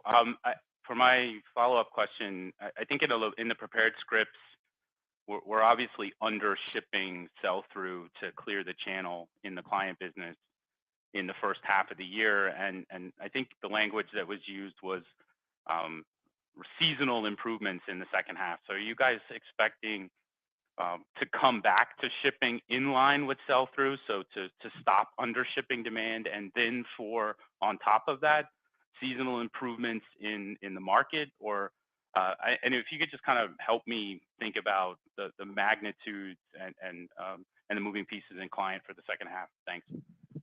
Yeah, so we've been under shipping sort of consumption in the client business for about 3 quarters now, and certainly our goal has been to normalize the inventory in the supply chain so that shipments would be closer to consumption. We expect that that will happen in the second half of the year, and that's what the comment meant, that we believe that there will be improvements in the overall inventory positioning. And then we also believe that the client market is stabilizing. So Q1 was the bottom. for our business as well as for the overall market. From what we see, although it'll be a gradual, set of improvements, we do see that, the overall market should be better in the second half of the year. We like our product portfolio a lot. I'm excited about, having AI enabled on our, Ryzen 7000 series. We have leadership notebook platforms with Dragon Range. Our desktop roadmap is also quite strong with our, new launch of the Ryzen 7000 X3D products. And so I think, here in the second quarter, we'll still undership consumption a bit, and by the second half of the year, we should be more normalized between shipments and consumption, and we expect some seasonal improvement into the second half. Thanks, Lisa. Thank you. Next question is coming from Joe Moore from Morgan Stanley. Your line is now live. Thank you. I guess same question in terms of the cloud business. You mentioned some combination of kind of digestion of spending and inventory reduction. Can you give us a sense of how much inventory was there in hyperscale? How much has it come down? And how much are you sort of maybe undershipping demand in that segment? Yeah, I think, Joe, this is a bit harder because every customer is different. What we're seeing is, different customers are at, a different place in their, sort of overall cycle. But let me say it this way, though. I think we have, good visibility with all of our large customers in terms of what they're trying to do, for the quarter, for the year.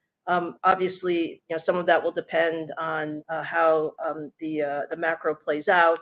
But from our viewpoint, I think we're also going through a product transition between Milan and Genoa in some of these workloads. So if you put all those things into the conversation, that's why our comment was that we do believe that the second quarter will grow modestly, and then there'll be more growth in the second half of the year as it relates to the data center business. So there are lots of puts and takes. Every customer's in a bit of a different cycle, but overall, the number of workloads that they're going to be using AMD on, we believe will expand as we go through the next few quarters. Great. And then for my follow-up, you mentioned interest in MI300 around generative AI. Can you talk to, is that right now kind of a revenue pipeline with major hyperscalers, or is that sort of more indication of interest level? Just trying to figure out, where you are in terms of establishing yourself in that market. Yeah, I would say, Joe, we've been, at this for quite some time. So AI has been very much a strategic priority for AMD for quite some time. With MI250, we've actually made strong progress. We mentioned the prepared remarks, some of the work that was done on the Lumi supercomputer with generative AI models. We've continued to do quite a bit of library optimization with MI250 and software optimization to really ensure that we could increase the overall performance and capabilities. MI300 looks really good. I think from everything that we see, the workloads have also changed a bit in terms of, whereas a year ago, much of the conversation was primarily focused on training. Today that has migrated to sort of large language model inferencing, which is particularly good for GPUs. So I think from a MI300 standpoint, we do believe that we will start ramping revenue in the fourth quarter with cloud AI customers, and then it'll be more meaningful in 2024. Thank you. Thank you. Next question is coming from Harlan Sur from JP Morgan. Your line is now live. Hi, good afternoon. Thanks for taking my question. Good to see the strong dynamics in embedded, very diverse end markets. And given their strong market share position here, the Xilinx team is in a really good position to catalyze EPYC attach or Ryzen attach to their FPGA and adaptive compute solutions, right? I think embedded x86 is like a $6 to $8 billion per year market opportunity. So Lisa, given you're a year with Xilinx in the portfolio, can you just give us an update on the synergy unlock and driving higher AMD compute attached to Xilinx sockets? Yeah, thanks, Harlan. It's a great question. The Xilinx portfolio has done extremely well with us. Very strong. I would say, we continue to, get more content attached to the FPGAs and the adaptive SoCs.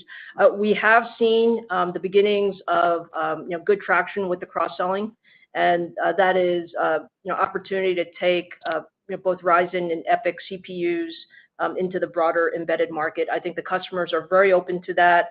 I think we have a sales force and a go-to-market capability across this customer set that is very helpful for that. So I do believe that this is a long-term opportunity for us to continue to grow our embedded business, and we've already seen some design wins as a result of the combination of the Xilinx portfolio and the AMD portfolio, and I think we'll see a lot more of that going forward. Great, thanks for that.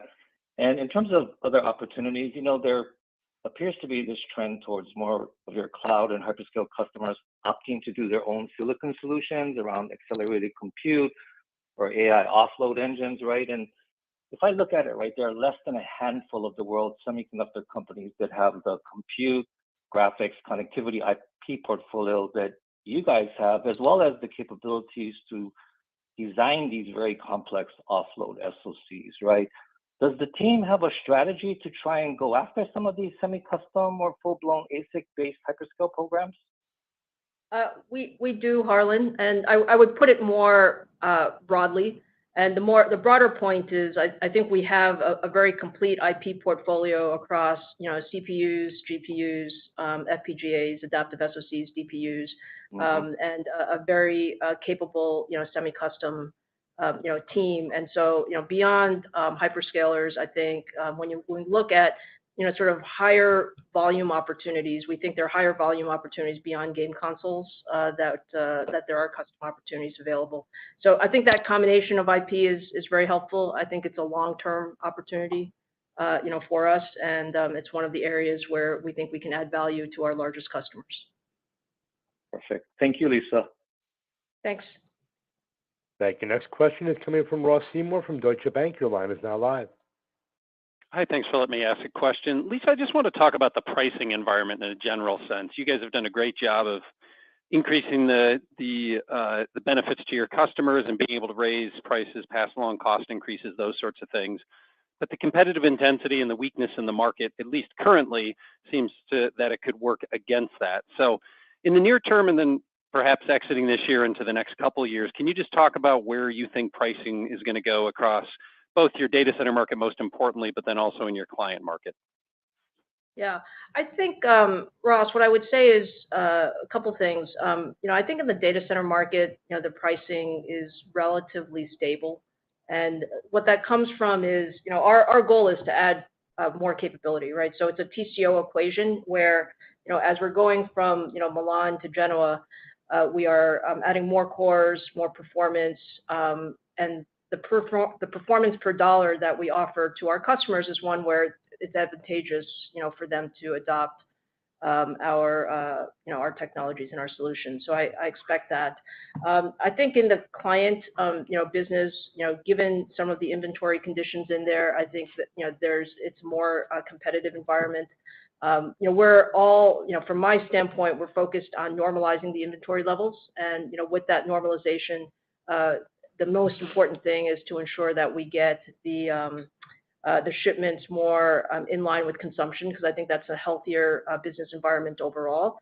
And then again, it's back to product values, right? So we have to ensure that our products continue to offer superior performance per dollar, performance per watt, capabilities in the market. Thanks for that. And pivoting from my follow-up onto the AI side and the MI300, I just wanted to know what you would describe as your competitive advantages. Everybody knows it's a market that's exploding right now. There's tons of demand. You guys have all the IP to be able to attack it, but there's a very large incumbent in that space as well. So when you think about what AMD can bring to the market, whether it's hardware, software, heterogeneity of the products you can bring, et cetera, what do you think is the core competitive advantage that can allow you to penetrate that market successfully? Yeah, there's a couple of aspects, Ross, and since we haven't yet announced MI300, all of the specifications, some of those will come over the coming quarters. MI300 is the first solution that has both the CPU and GPU together, and that has been very positive for the supercomputing market. I think as it relates to generative AI, and we think we have very strong value proposition from both a hardware and again it's a performance per dollar conversation. I think there's a lot of demand in the market, and there's also I think given our deep customer relationships on the EPYC side, there's actually a lot of synergy between the customer set between the EPYC CPUs and the MI 300 GPU customers. So I think when we look at all of these together, our view is that demand is strong for AI, and I think our position is also very strong given there are very, very few sort of products that can really satisfy these large language model sort of needs. And I think we feel confident that we can do that. Thank you. Thank you. Next question is coming from Timothy Arcuri from UBS. Your line is now live. Thanks a lot. Lisa, there was a lot more talk on this call about AI, and obviously PyTorch 2.0 now supporting ROCm is a great step forward. But how much would you say software is going to dictate how successful you can be for these workloads? You had mentioned that you're forming this new group, this new AI group. Do you have the internal software capabilities to be successful in AI? Tim, I think the answer is yes. I think we have made significant progress even over the last year in terms of our software capabilities. And the way you should think about our AI portfolio is it's really a broad AI portfolio across client, sort of edge, as well as cloud. And with that, I think the Xilinx team brings a lot of background and capability, especially in inference. We've added significant talent in our AI software as well. And the beauty of particularly the cloud opportunity is it's not that many customers and it's not that many workloads.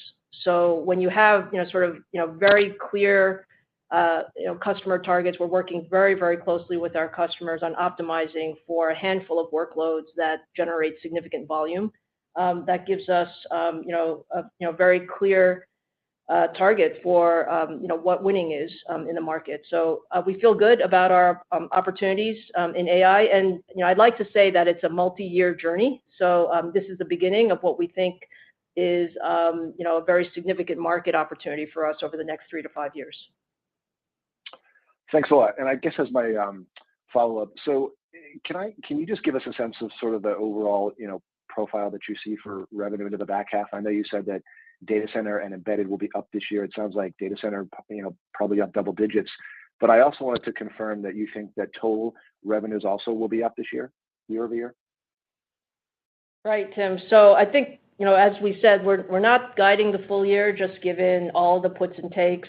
So we see Q2 as flattish, second half return to growth. We'll have to see exactly how the macro plays out across PCs and enterprise. But yes, we feel good about growth in embedded, growth in data center. On the data center side, double-digit growth, sort of half to year over year. And then we'll see how the rest of the segments play out. Thank you. Thank you. Next question is coming from Ambrish Srivastava from BMO Capital Markets. Your line is now live. Thank you very much, Lisa. Actually, wanted to come back to the first quarter for data center. That's a pretty big gap between on a Q over Q basis on your business versus Intel, and I think almost 2x.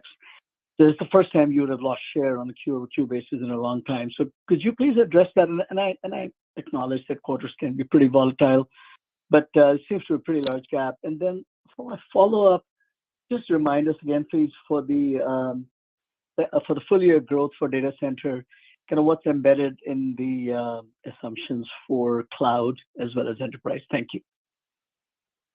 Yeah, let me make sure I get your question, Ambrish. So you're asking about Q1 data center and whether we think we've lost share on a sequential basis?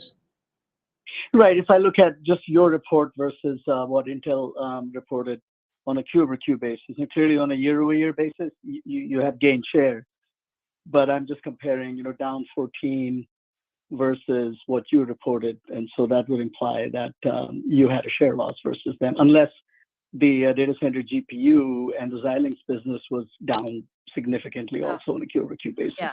Ambrish, maybe I'll give you a little bit of color. Is definitely in Q1, the other networking business, including GPU, have been down. That definitely is the case. But from a share perspective, when we look at overall Q1 reported revenue from both sides and analyze the data, we don't believe we lost a share.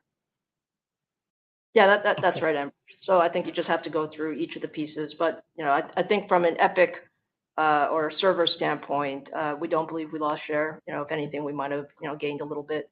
But I think overall, I wouldn't look at it, so closely on a quarter-by-quarter basis because there are puts and takes. From what we see overall, we believe that, we have a good overall share progression as we go through the year. And then the underlying assumptions for full year for data center? Underlying assumptions for the full year. I think the key pieces that I talked about are, Q2, let's call it modest growth. Still expect some cloud optimization to be happening. As we go into the second half of the year, we'll see a stronger ramp of Genoa and the beginnings of the ramp of Bergamo. We think enterprise is still more dependent on macro, but we do believe that improves as we go into the second half of the year. And then we'll have the beginnings of our MI300 ramp in the fourth quarter for both, supercomputing and some early AI workloads. Got it. Thank you very much. Sure.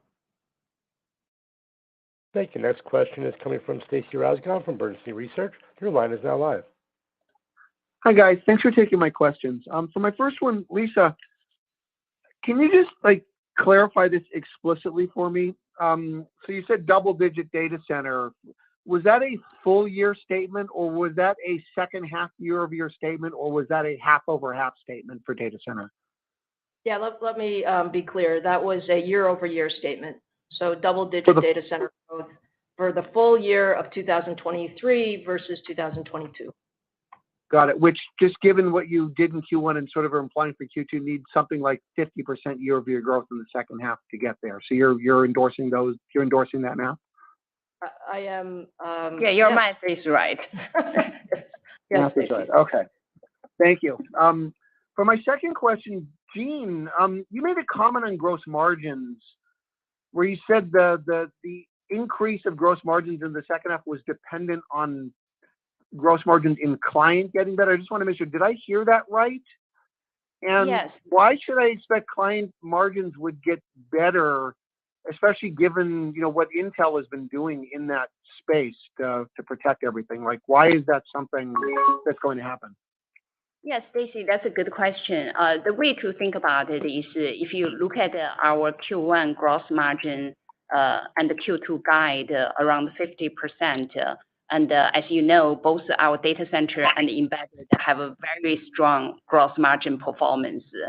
And so what's the headwind that impact our gross margin is really PC client side, which, as we talk about it, is we are shipping significantly under the consumption and also to digest the inventory in the downstream supply chain.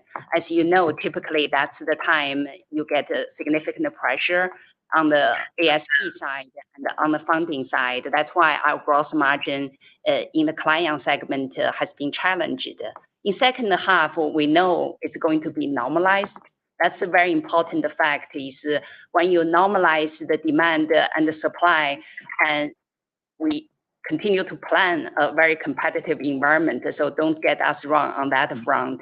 But it will be better because you're not digesting the inventory, the channel funding, everything. Those kind of price reduction will be much less. So we do think second half client side gross margin will be better than first half. Got it. Thank you. And I apologize. I misspoke as well.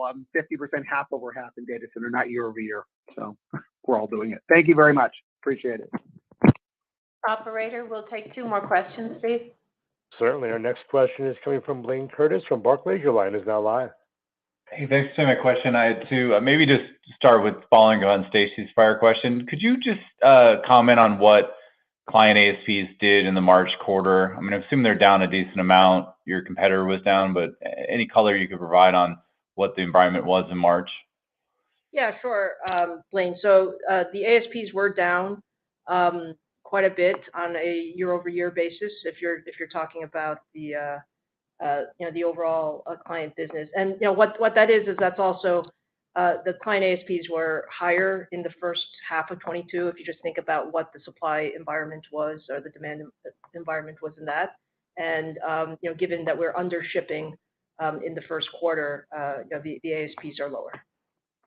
Gotcha. And then I just wanted to ask you on the data center business, the operating profit's down a ton sequentially, and you talked about enterprise being down. I think that's part of it, but it's a big drop, and it looks like gross margin probably is down a bunch too. Can you just comment on why that drop in profitability in data center?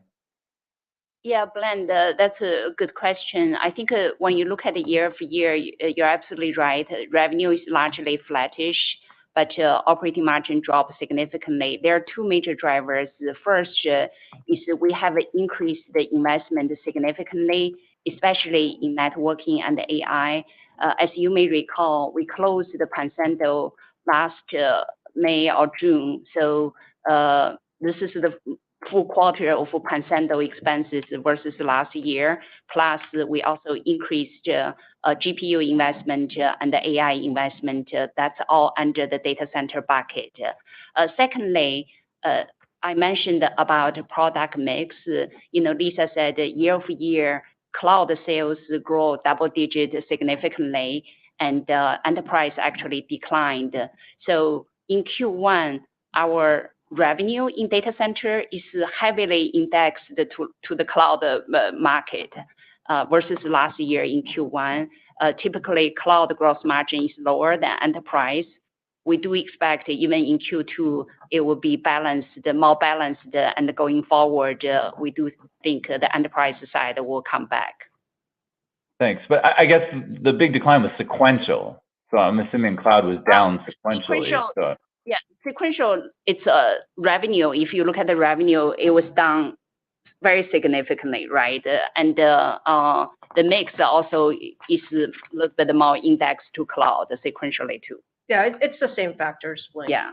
So both the mix to cloud as well as the R&D expense has increased just given the large opportunities that we have across the data center and especially AI. Okay, thank you. Thank you. Our final question today is coming from Harsh Kumar from Piper Sandler. Your line is now live. Yeah, hey guys, thank you for squeezing me in. Lisa, I had a question. I wanted to ask you about your views on the inferencing market for generative AI 3+. Specifically, wanted to ask, because I think there's some cross-currents going on. We're hearing that CPUs are the best way to do inferencing, but then we're hearing the timeliness of CPUs is not there as a function to be able to enable these kind of instances. So I was curious what you guys think, and then I had a follow-up. Well, I think, Harsh, if you're saying, I think today inference is used a lot. CPUs are used a lot for inference. Now, where the demand is highest right now is, for generative AI and large language model inferencing. You need GPUs to have, the horsepower to train sort of the most sophisticated, models. So I think those are the 2, as you say, cross currents. I think inference becomes a much more important workload, just given the adoption rate of AI across the board. And I think we'll see that for smaller tasks on CPUs, but for the larger tasks on GPUs. Okay, so it still defers back to GPUs for those. And then similar question on the MI300 series. I know that you talked a lot about success in the HPC side. But specifically, I was curious if you could talk about any wins or any kind of successes or success stories you might have on the generative AI side with the MI300 or 250 series. Yeah, so as we said earlier, we've done some really good work on MI250 with AI and large language models. The example that is public is what we've done with Lumi and the training of some of the Finnish models. We're doing quite a bit of work with large customers on MI300, and what we're seeing is very positive results. So we think MI300 is very competitive for generative AI. And we'll be talking more about sort of that customer and revenue evolution as we go over the next couple of quarters. Thank you, Lisa. Great. Thank you. Operator, that concludes today's call. Thank you to everyone for joining us. All right, guys, so that is it for today. Let me know what you guys think. Remember, tomorrow is the rate hike decision. What I will say, though, guys, and please listen, okay? Like every single time we get a stock that drops from their earnings report, literally without fail, every single time it's like, look, man, regardless of what AMD does, if we actually look at AMD here, AMD has been on a huge string up over the last 6 months. This is a 180-day chart. This thing has bounced back since October, all the way back to 84.10s. Now, it doesn't mean it's going to hold. It doesn't mean anything, but don't sensationalize the market. Generally, every dip we get from earnings, eventually it'll typically bounce back. And of course, I don't know that for certain for AMD. But again, what I will say is generally the people that are calling other people names, making fun of other traders are usually the traders that lose the most money and are just kind of therapeutically letting it out. And so let it out, guys, but just don't shame anybody else for directions. I'm not in NVIDIA or AMD here. Again, you can see I'm flat. I'm up about $14 in a day trade I got in, but I'm flat on everything else. And so again, all I will say is that typically I usually buy up these big pullbacks in stocks like this. I don't know if I'm going to do it with AMD. I'm certainly not yet. And again, we'll see what happens. Again, hit that subscribe button, hit the notification bell. We certainly appreciate it. Again, tomorrow is the rate hike decision, and it's a big day, man. Tomorrow is a huge day with regards to market activity. If you want to check out one of my sponsors, again, check out Chart Prime. Chart Prime is an indicator service, and they can just be powerful here. Like these give you custom reversal signals, custom alerts. $35 a month. And again, if you can look at yesterday's action. Look, they give you reversal signals. They show you candlestick patterns. What I typically like doing is finding multiple that show up together at once, right? So here's 3 of them that showed together within 10 minutes. Huge bounce back. Again, here's 2 that showed up together. Huge drop. And again, custom signals, you can use it in stocks, crypto, Forex, futures. It's called Chart Prime. Check out the link in the description if you want more info. As always, check out Top Step as well. They're both sponsors of mine, so I'm certainly biased in their favor. Good luck, y'all. Be safe. I'll be back tomorrow morning. And yeah, y'all be safe. I'll see you guys tomorrow. Good luck. Again, if you want to day trade in the most legit futures funded program, check out Top Step, check out Chart Prime. We will be back. Tomorrow is going to be a wildly volatile day, not only because of the rate hike decision, which is at 2 p.m., but also because tomorrow we get non-farm payroll we get non-farm employment change numbers, as well as something else. So we get non-farm data as well as, I believe, one other thing. Let me check to see what it is. It's non-farm payroll numbers, and it's something else tomorrow morning. So it's non-farm payroll numbers and non-manufacturing PMI. So services and non-manufacturing PMI is tomorrow. So that's pretty relevant numbers. The expectations are 133,000. And yeah, y'all be safe. Y'all be good. I'll be back tomorrow morning. Y'all be safe. Love you all. Y'all be good. I'll see you guys later.